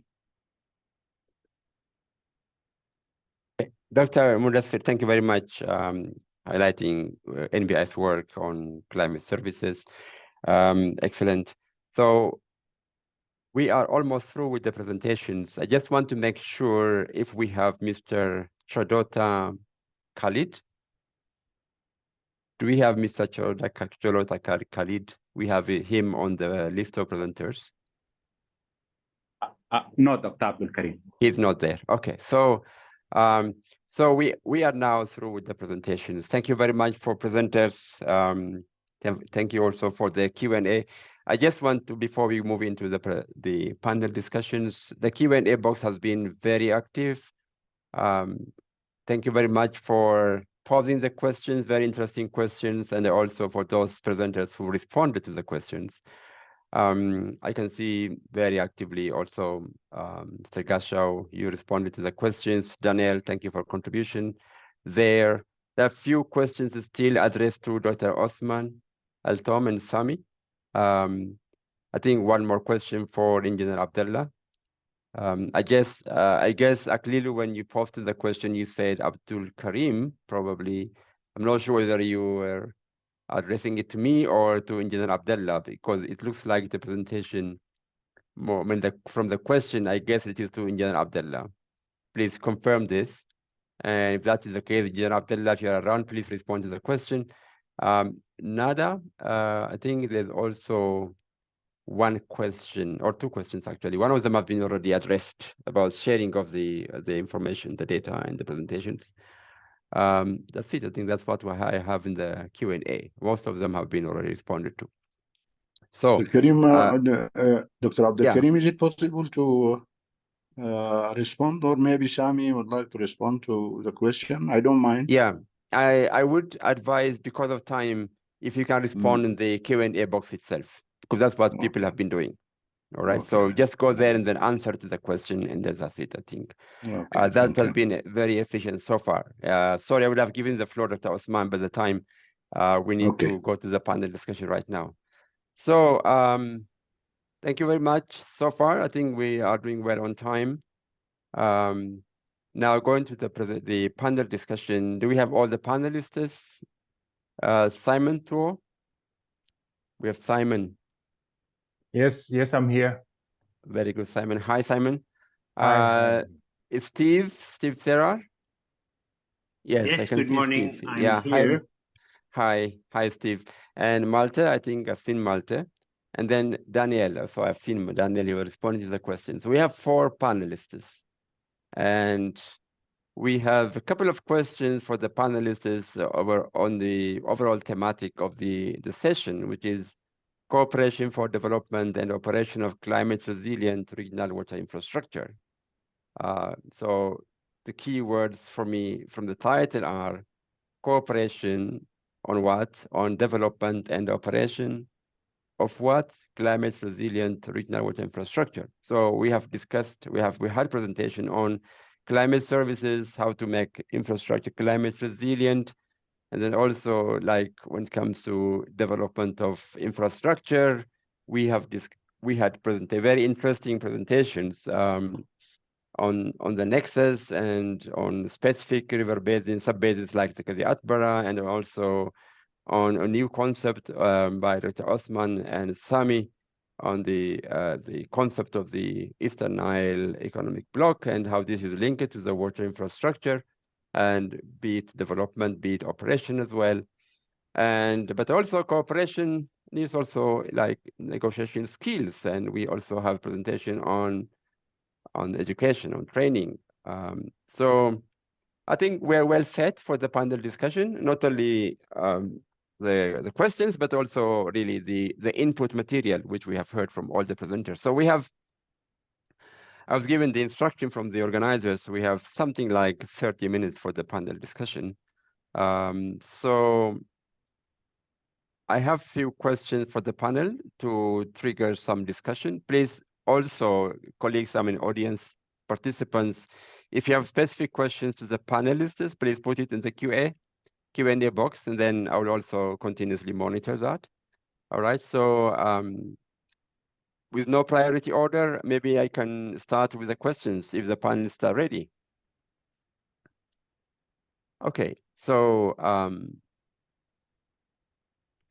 first question, I'm going to address it to Malte. So as an icebreaker, these are more like an overarching question, kind of question. The question is, now given what we have heard and what we know, how can the region meet the competing water demands across multiple sectors? So we have multiple sectors: water, energy, food, also the environment, ecosystem, and quite many sectors are involved across many countries. We have seen the challenges of the silence approach, but also some proposals, some ideas on the nexus across countries. So what do you tell us, Malte, about how can the region meet the competing water demands across multiple sectors, but also across countries, obviously, in the Nile Basin? You have the floor, Malte. Thank you, Dr. Abdul Karim, and thank you also to all the presenters. This was really very interesting, like you summarized the way a broad picture of approaches and topics around water resource development. So me, I'm speaking from a perspective of also German cooperation as a partner of cooperation. And you posed a very difficult question to me: how can the competing water demands be aligned? And I think part of the answer is already the discussion that is happening in this workshop, in terms of it is so essential for countries to understand the resources, to understand how much of the resources are there, what is the outlook for the resources into the future, how is it being used, what are the plans, how can these plans now be understood holistically, as was presented in several of the presentations, and from that to develop like a strategy or an approach to identify those things that need to be done bring the basin onto a water, food, and energy secure trajectory. I think from all the studies that have been done, it is understood that there's a lot of competing demands, and these demands will be growing. And we have the sectors that we know that have these demands. We need the water for the energy. We need it for irrigation. And I think what is really key for countries to understand is really the outlook in terms of understanding this resource, and based on that understanding to develop different strategies for different sectors in this kind of nexus approach. So looking at all the sectors, and how is that done? I think NBI has also done a lot of work in that regard, some of which was presented here, is to bring countries together in terms of the strategic water resources assessment, to look at exactly these competing demands, and to look at options, how these can be addressed. And these options, at the end, the ones that implement it, depend on the visions that countries have. And we've heard of some of the visions today, also like the Eastern Nile economic bloc. That is a vision of economic cooperation. That is similar to the NBI vision of more economic cooperation in the usage of the water resources. So this vision is really important for countries to move towards working on these competing demands. And I think that the instruments are somehow on the table. They need to be made to work. So we are talking here about the knowledge. We heard a lot about the knowledge that is there. We heard about the capacities, the people that need to push these concepts. Again, we've heard a lot of, we've seen a lot, I think, of the various discussions that are ongoing in all of the countries in terms of, like looking for water, food, integrated approaches, nexus approaches, or getting new ideas for low-hanging fruit approaches to try to balance power, irrigation, development. We've heard about that. So those components are there. NBI has been working on similar lines, and we've been supporting that strategic water resource assessment, moving on to kind of defining that into a planning framework, the basin management plan that I think will also be presented at some stage. And then all of that needs to be translated into investments, into action on the ground, informed by these studies and understanding.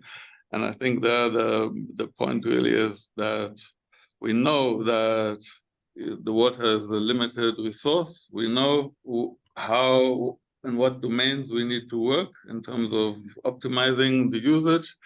We've heard about things like optimization of dam operations, irrigation development, and efficiency. These are all topics that are known, so now it is important to set the Nile Basin on that trajectory of let me say, of doing those things that we know that need to be done, and translating them into more investments into this water, food, and energy secure basin. Okay. Yeah, Malte, thank you very much. And yeah, I definitely agree. Understanding the resource base, as you have said, understanding the plans by different countries, and trying to understand those plans in a holistic manner.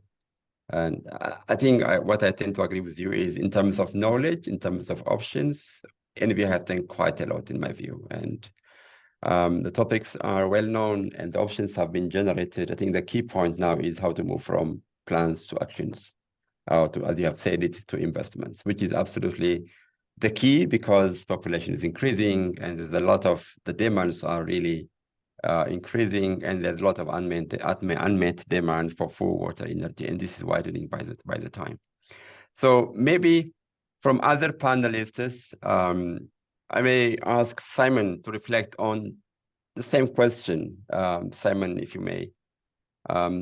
Really, I will repeat the question. Just yeah, how can the region meet competing water demands across multiple sectors and across countries, especially take into account the institutional side, Simon? What needs to be done? What is your view on that?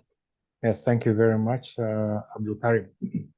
Maybe I'll just say there are two things. One is to understand that there is enormous opportunity for coordination and collaboration, both within the country and across countries, if there is a relative support for, you can say, specialization in certain products.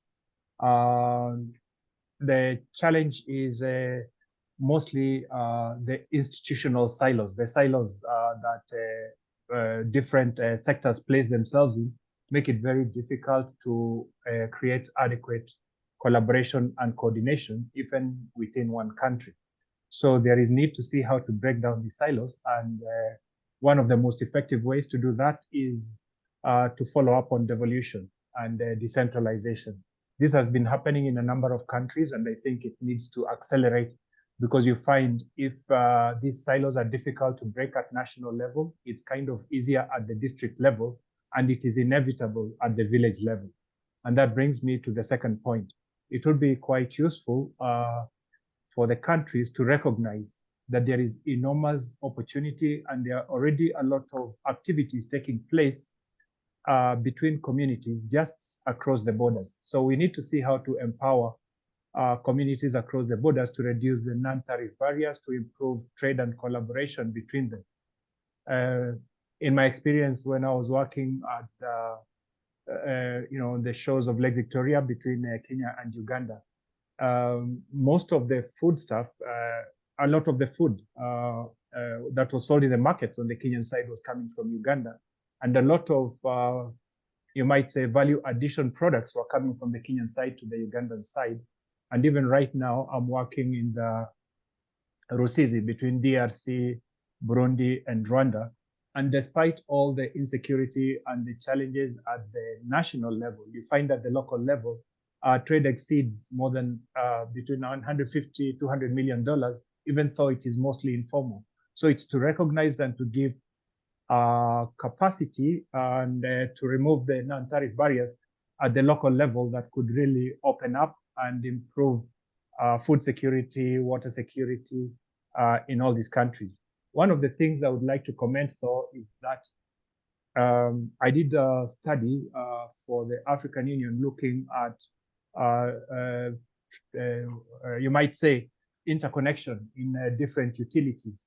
The best performing, of course, was in communication. Second was on roads and railways, where there was, you might say, up to thousands of projects across different African countries. And water was the worst by far, less than you can say about 10 projects across the whole of Africa that involved collaboration in water infrastructure, water resources. This was quite surprising because, again, Africa is the country most vulnerable, and water is one of the areas you would think there would be immediate collaboration, but instead we find it in other sectors, but not water, which is something that I think we can look at going forward. So maybe I'll stop there for now. Yeah, thank you, Simon. Thank you very much for reflecting on this. So decentralization, especially facilitating cross-border collaboration at community level, and also sharing the findings, or the interesting finding from your study you did for Africa Union, where, I mean, the collaboration on water infrastructure compared to other sectors is much less, and this by itself poses a lot of opportunity. I know it should be much better than that, but this creates a big opportunity again to further cooperation, which is the topic of our theme here. Now, coming to Steve. Steve, one of as you know, in many, almost in all river basins, agriculture consumes most of the water, and in the Nile Basin, like in many other places, due to climate change, rainfall has become increasingly unreliable. At the same time, most of the rural community depends on rainfall agriculture, for example. But more and more countries are resorting to now embarking on irrigation development. So talking about climate resilience. So when we talk about climate resilience infrastructure, this important sector, especially irrigation, how can we make it climate resilient? What is your thinking? Steve, you have the floor. Yes, okay, thanks. Thank you very much. And thank you to all the presenters that we've had today. It's certainly been very interesting. Thanks to the panelists who have gone before me. Yeah, I think let's talk about agriculture in general as well, not just about irrigation, because I think we tend to separate the two, sometimes forgetting that there's a lot of overlap.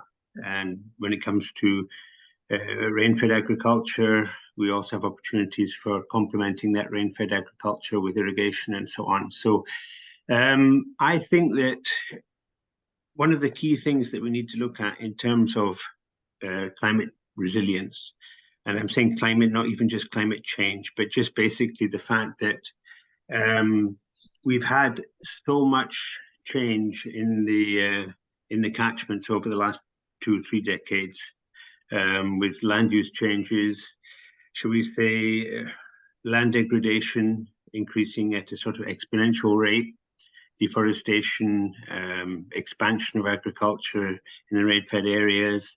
There's many things going on in the agricultural sector which are a problem in terms of resilience to climate change.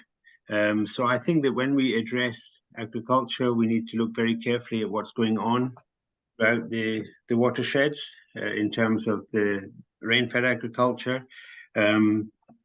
We need to implement all these best farming practices. All of these things are, in theory, very simple and relatively cheap to do, and they have livelihood benefits for farmers and so on. And obviously, they result in these soil and water conservation practices, which are not only good for the farmers, but they're also good for the hydrology and the water resources of the basin as a whole. So that's the first thing I would say. This is the sector which I feel often gets forgotten. And there's a lot that can be done at a relatively low cost, certainly when compared to the costs of large-scale infrastructure. And it can have a major benefit. So really protecting these areas, which are the sort of water towers often of the basin, is really important. And as I say, I think it's a win-win between the environment and between the farmers. Now, when it comes to irrigation, as I say, there are those opportunities within the rain-fed sector. But when it comes to sort of the 100% irrigation projects, obviously we have to be pushing for modernization. We have to produce, really looking at state-of-the-art, maximizing efficiencies and so on. But I think we also have to bear in mind that, you know, in the upstream countries where also there's pressure to develop irrigation, where challenges of food security are really serious, we have to accept the fact that in some of these upstream countries which are not as arid as other parts of the basin, you know, those countries may not feel the same pressure to be as efficient as in those areas where there really is less water available and where there's more, for example, transpiration and so on.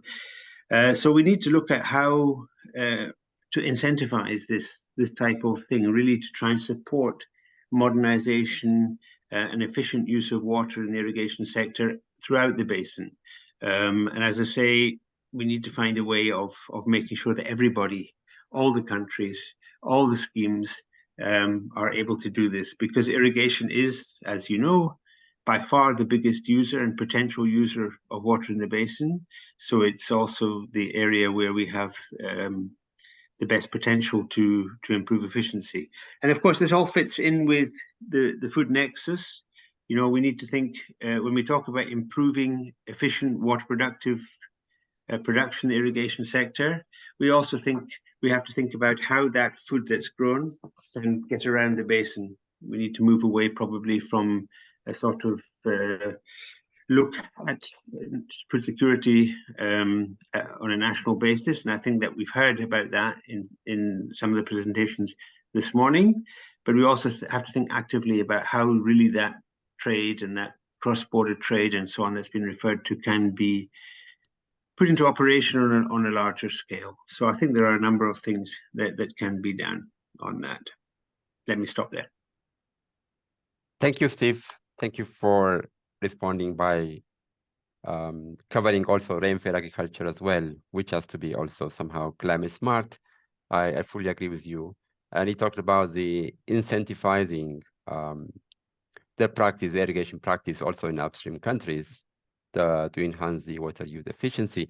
Now, I'll come back to you on that later, but now coming to Daniel. Now, if you see the Water Development Report 2023, the theme is Partnership and Cooperation for Water.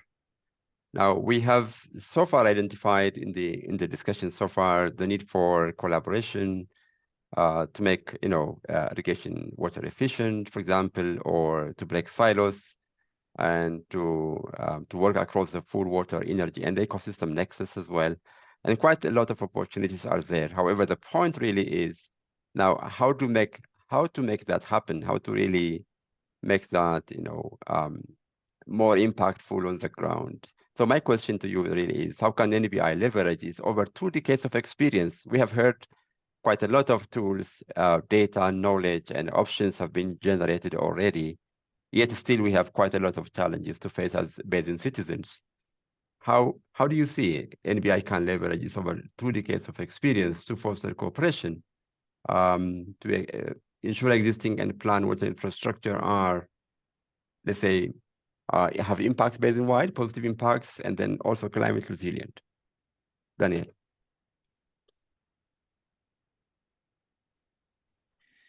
Yes, thank you, Dr. Abdul Karim, and good morning, everyone. Thank you for having me, and also thank you for the presentations, very insightful, and the previous speakers.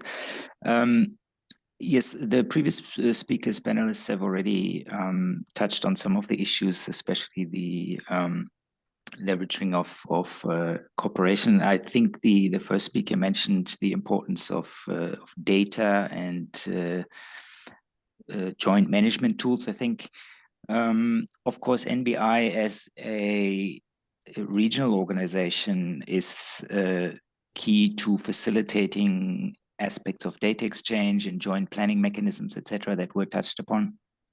But I think also they can play a very important tool in accessing infrastructure and project funding, which they're already doing. But I think there are new opportunities emerging in that area as well. I can give you an example of a very recent program that I've been partially involved in the Zambezi River Basin, where they managed to develop a large-scale $300 million program where infrastructure funding for water infrastructure was combined with large-scale funding from agricultural finance windows in the African Development Bank.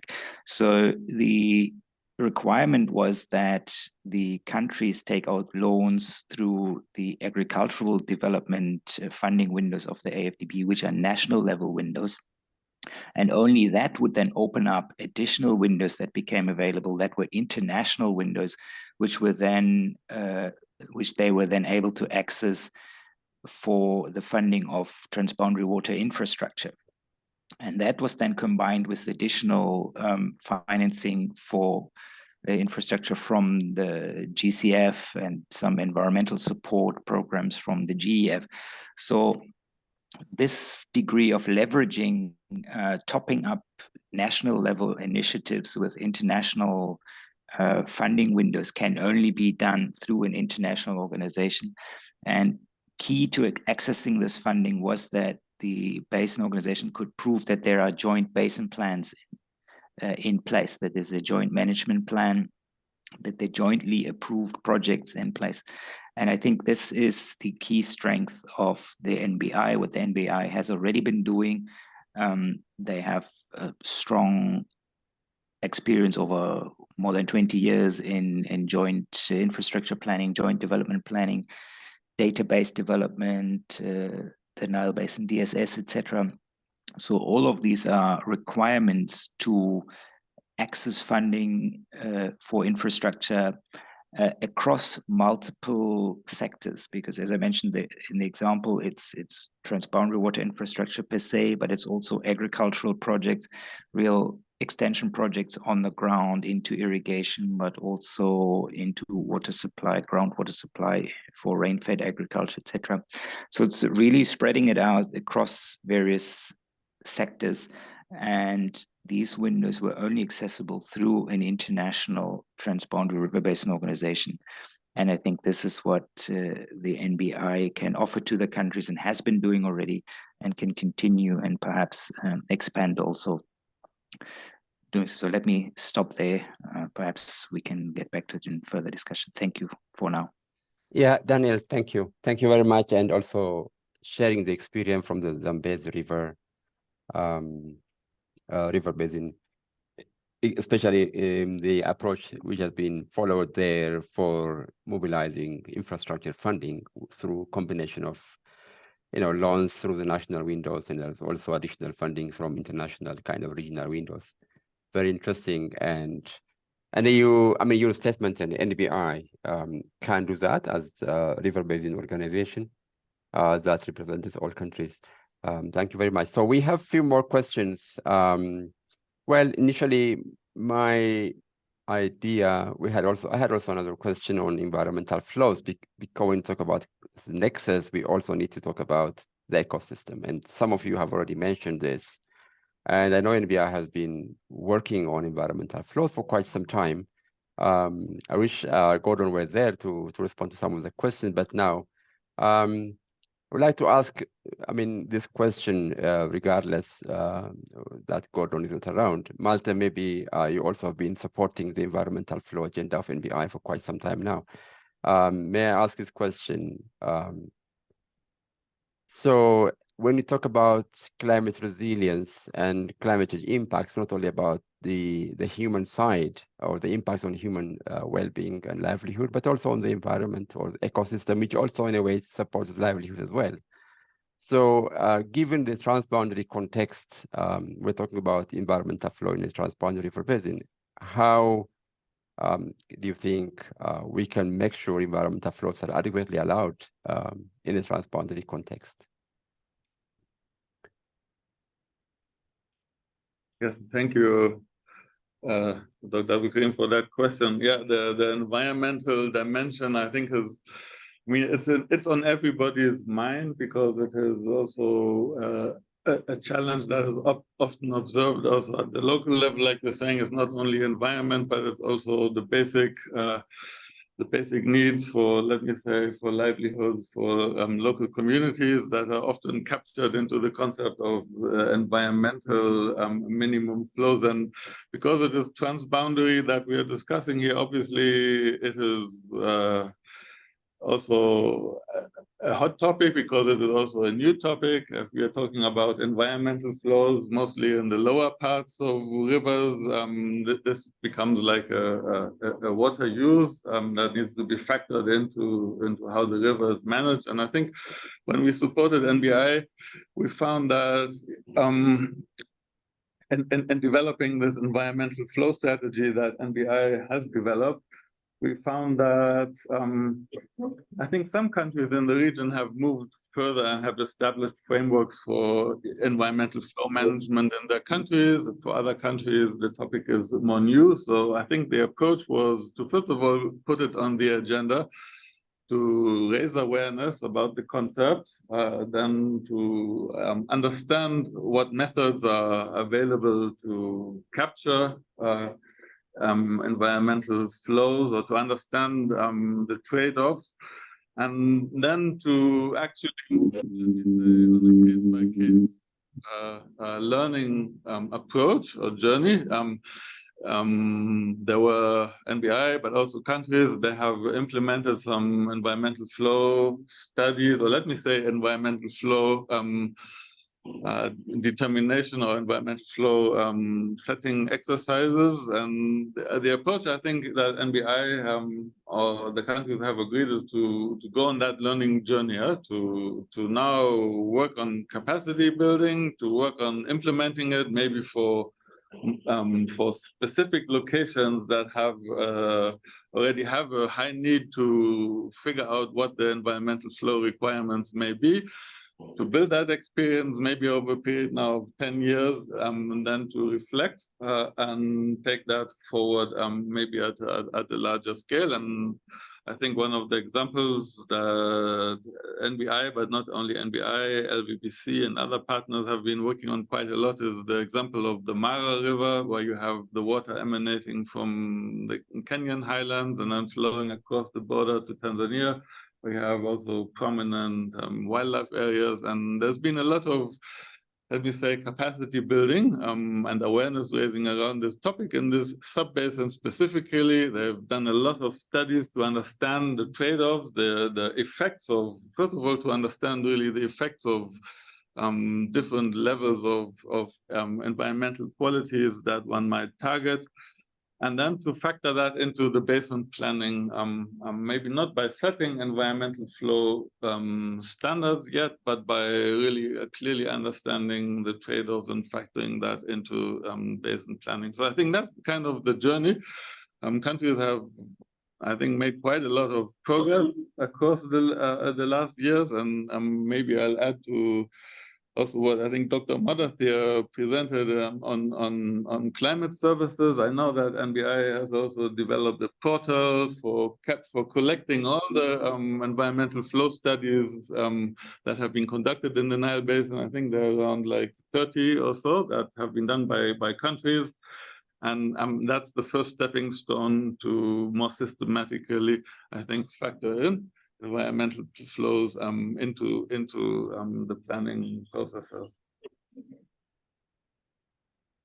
Okay, thank you, Malta. Indeed, this is, I guess, this is going to be like an ongoing agenda of NBI, working with member states to have a good practice on environmental flows, be it at national level as well as transboundary level. So. Panel members, we have a few more minutes. If any one of you would like to add, to contribute to the discussions we have been having, we just raise your hand and then you'll have the floor. And then I will give just 5 minutes after that for the audience just to pick 3 questions to the panelists, and then after, on first come first served basis. First, the panel members, if you want to add anything on what you have said or you want to reflect on what others have already said, please, you have the floor. Just raise your hand and then you will have the floor.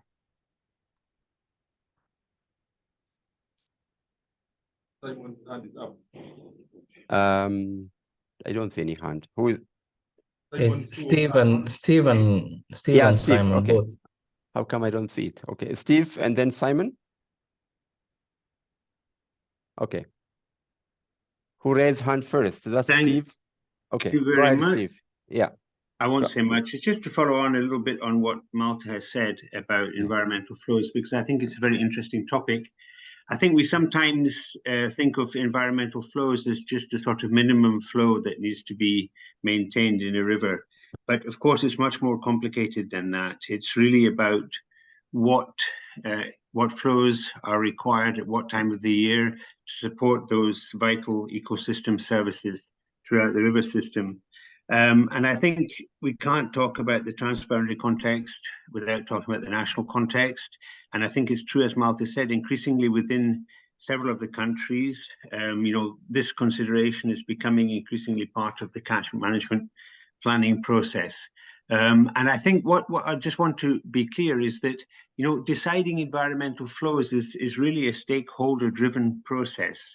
The stakeholders who are dependent on those those ecosystem services, it's really something that has to be negotiated and understood. What level of quality in terms of those eco services is required, and that's something which has to be agreed.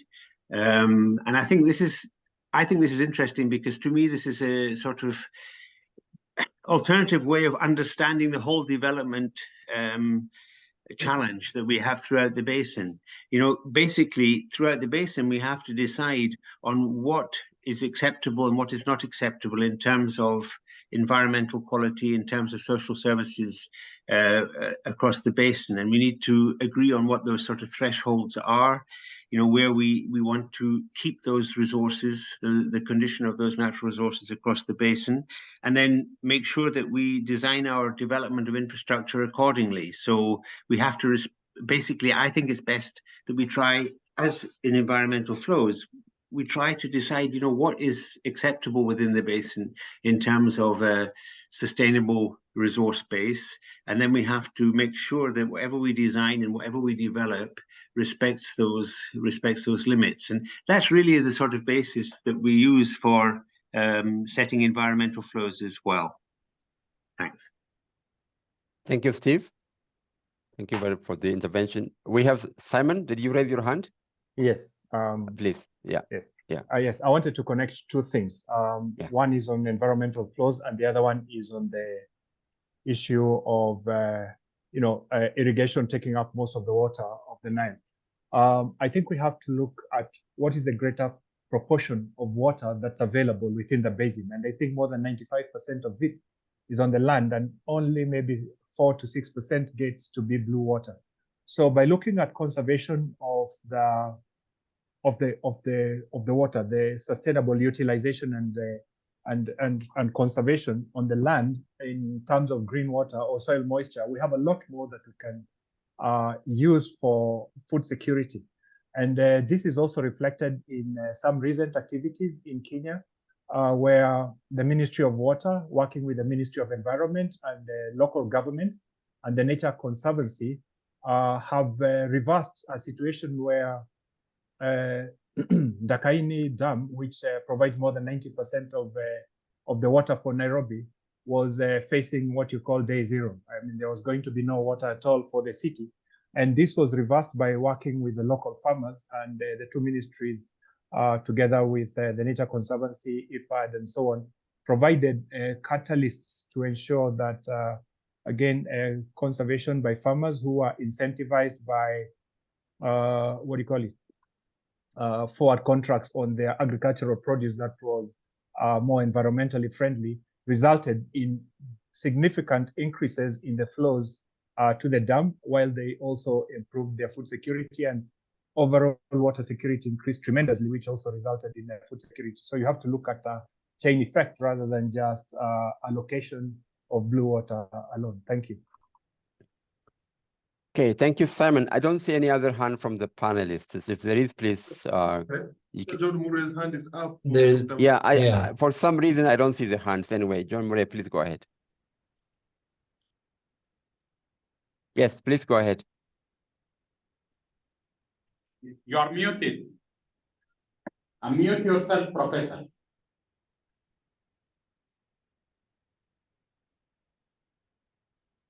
Professor, you are muted.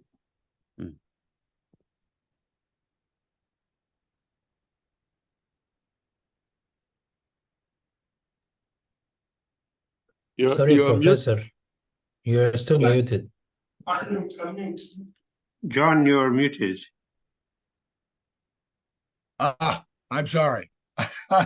Now good, sorry. Perfect. I've been hearing a lot of talk about collaboration and cooperation, the need to get everyone on the same page in terms of environmental programs, in terms of agreeing across the basin on different aspects. We know also that every year conditions change. There are new challenges to grapple with and struggle with. And I just come back to the ability of all of you to negotiate and cooperate, collaborate, communicate, manage the differences. And doing that requires developing skills, pulling in the tools of the field of conflict management. And I just reiterate the importance of thinking about being more systematic in offering continuing education in the tools of conflict management. Thank you. Yeah, thank you, John. Thank you very much. Now I'll give 5 minutes just for 3 questions maximum from the audience to the panelists. Please, just 1 question per person. And please also let's know to whom you are addressing that question.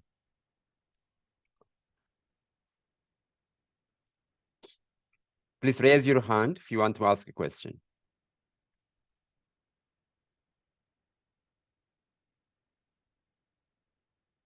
All right, I can see 1 hand. Yes, that is Mohammed Saleh. Yasin, you have the floor. Please, 1 question, and also tell us to whom you are addressing that question.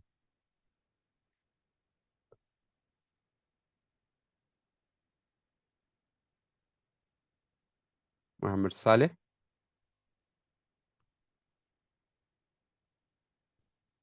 Mohammed Saleh Yasin. Okay, no. So I don't know what happened, maybe connection. Yeah, actually, to unmute myself, it came so with a time lapse. Okay, go ahead now. Okay. Okay, thank you very much. My question maybe goes to Engineer Abdullah and Dr. Osman. He talked about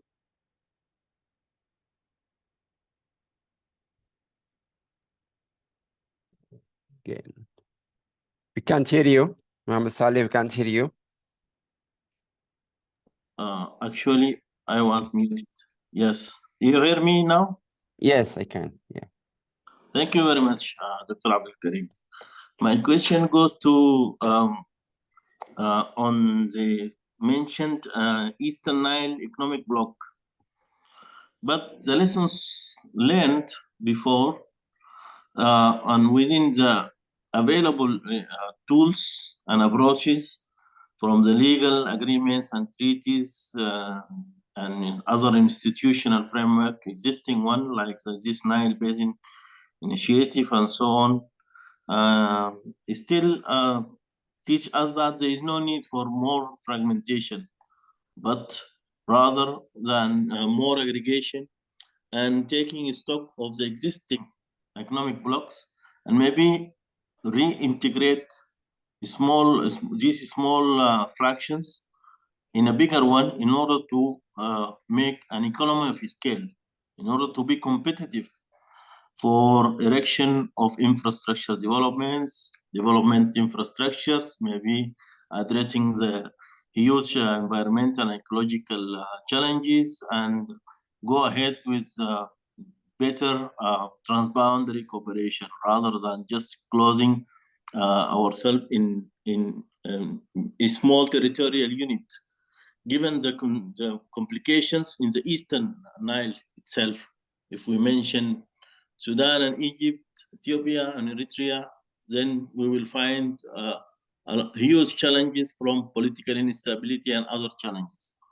So what is the rationale? Why you are calling for this rather than enforcing the existing Nile Basin Initiative and maybe pushing for more cooperation and maybe go for a commission or go for a Nile Basin-wide community rather than just creating a small block within this? Thank you very much.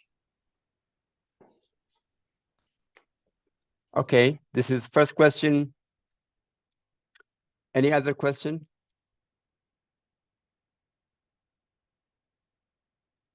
I don't see any hand. So now I will ask Dr. Osman or Sami to respond to the question. Okay, let me start before Sami. I think this is not a small thing. Actually, when we thought of it, we thought that it starts between Sudan and Ethiopia, because there are so many things that complement the work on those two fields, especially trading energy versus food. And then make the door open for Egypt if they would like to come in, for Eritrea and even for South Sudan. as we make use of the low-hanging fruits. And then it can be a good example for the Nile basin as a whole, or even East Africa. So it is starting with something and then continuing. Maybe Sami can come in and add if you would like to do also. Okay. Yes, Sami. Thank you very much. Can you hear me? Yes. Okay. Just to add up to what Dr. Osman said, yes, when we were thinking about this presentation and this paper, we said, okay, let's have it as a stage by stage. Let's focus first on the first two countries. Egypt, of course, they can also help in the industry because their industry is a little more advanced than the one in Ethiopia and Sudan. Then we can also have it as a big Nile Basin one. The NBDSS has already developed and indicated a lot of interventions and a lot of investment projects, such as these projects. The NELEP itself that Dr. Mudassir presented also has this economic block, you can say, for the whole Nile Basin. And the second part of the question is, why not do it for the whole Nile Basin? I can go to the CFA, which is a Cooperative Framework Agreement, that will allow the NBI to become a commission. But that one was started on 1999, or to be exact, in 2005, and it's still not ratified by all countries. So until it will be ratified by the countries and the NBI will be a commission, instead of standing still, we are proposing different interventions and investment projects for the whole Nile Basin. Thank you. Thank you, Sami. Thank you, Dr. Osman. Now, colleagues, participants, we are coming to the conclusion of our session. From the panelists, if there is any burning point you'd like to raise, I can give you just 1 minute. If that is the case, please raise your hand. Otherwise, I'm going to wrap up the session. I can see one hand by Simon. Simon, please. Yes, thank you. I was just going to say that when it comes to negotiations, there are a couple of things I wanted to raise, and that is what you call a stacked deck. When some of the participants in the negotiation do not really discuss things at the table, but you might say behind closed doors, and this is the reality. By the time they come to the table, certain decisions have been made, and it's really difficult to overcome that. And the second was to support the idea that has just been raised, that what you might call bricolage, get two countries to agree to a certain issue, and instead of waiting for 10 or 11 countries to all come on board, I think it's more effective to start with, so to say, a coalition of the willing. Get the ones who are interested in the issue to advance it, and then the others can join. I think that is how most effective collaboration works in reality. Look at the European Union, look at NATO, look at most of the organizations in the world. They started with just the willing rather than just expecting everybody to join at the initial period. I know this is not exactly in the spirit of the, of the cooperation of the Nile, but then it's the reality. Thanks. Okay. I don't see any other hand from the panelists. I think it's now time to conclude. I'll just give you just 2 minutes wrap up, and it's really difficult to summarize everything in 2 minutes. But really, thank you very much for the presenters and for the panelists and for you, the audience, for being so excellent, participants in posing questions and giving comments as well. Yeah, on the topic, cooperation on or for development and operation of climate resilient regional water infrastructure. Well, we have really, through the presentations, have heard quite a lot of interesting ideas, starting from focusing on the water, food, energy nexus, move away from the silos approach, especially on the transboundary context. And I really also appreciate the point, I don't know by whom, that even at the national scale, this is a big challenge, let alone a transboundary scale. So we understand the challenge of promoting the nexus across boundaries, but that is really the way to go.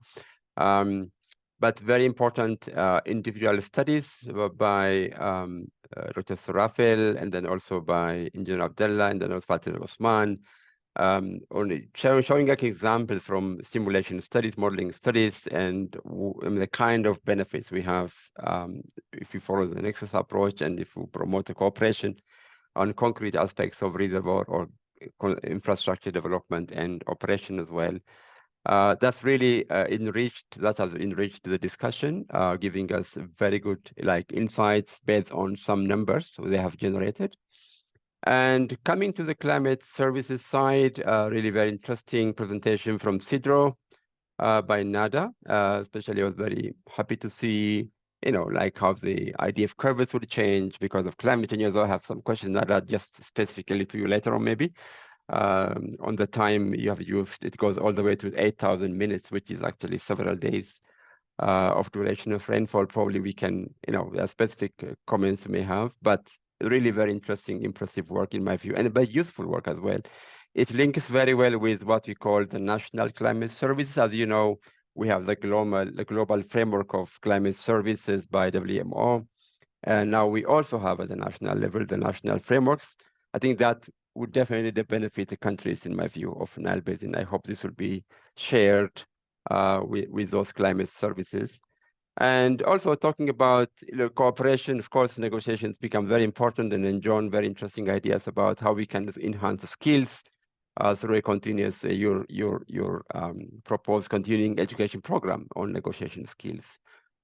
This really paved the way, set the tone very much well for the panel discussions. And we have I really thank the 4 panelists for really sharing your ideas on the topics of cooperation, environmental flows, on how to make, agriculture climate resilient, which agriculture, as we know, consumes most of water. There's interesting ideas by the panelists in understanding the resource base and understanding the plans, and which, then some kind of, holistic plan for the Nile, integrating the various options we have. I know it's not easy task, but I know NBI is on this journey already. And the idea of decentralization, which Simon, you promoted, and also how to make irrigation and broadly agriculture climate resilient. And then also the insight from Zambezi River by Daniel about the, how can we mobilize finance for investment? Because this is very important. One of the big, a major arm of NBI is the investment programs, and for which financing becomes very important. So all these ideas we have, if they are not translated into concrete action on the ground, investments on the ground, infrastructure on the ground, then, the NBI journey is not yet complete. I mean, it's not, NBI has not really realized the fruits of cooperation. So I think that's very good insight. Combining the investments through combination of funding, loans through national windows and regional grants and so on. Yeah, I think I'm not saying this does justice to the point, but just to highlight some of the topics we have discussed, and thank everybody for participating, for taking your time to stay 2.5 hours nearly, and also for NILESEC for organizing this excellent session. And based on my reflection from past NBDF, I think this is much more well organized in my view. So I really thank you very much, and round of applause for everybody. I'll hand back to the Secretariat. Is that Dr. Mudassir or Dr. Kiza? Whoever is taking charge, please. Thank you very much. Back to you.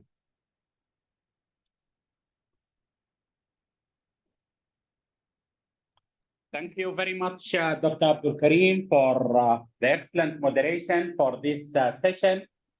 I would like to thank also all the speakers for their informative and outstanding presentations.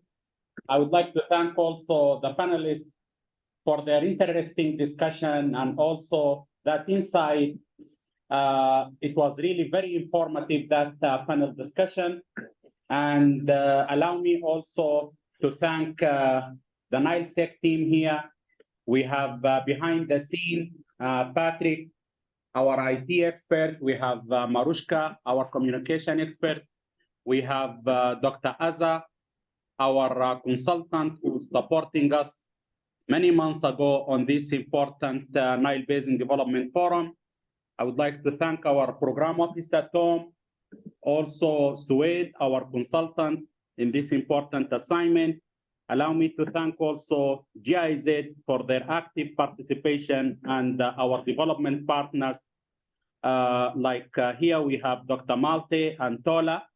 And finally, allow me to thank also our Deputy Executive Director and the head of the Basin-wide program, Dr. Michael Kiza. Thank you all for being active in this important session. And I would like to advertise tomorrow sessions.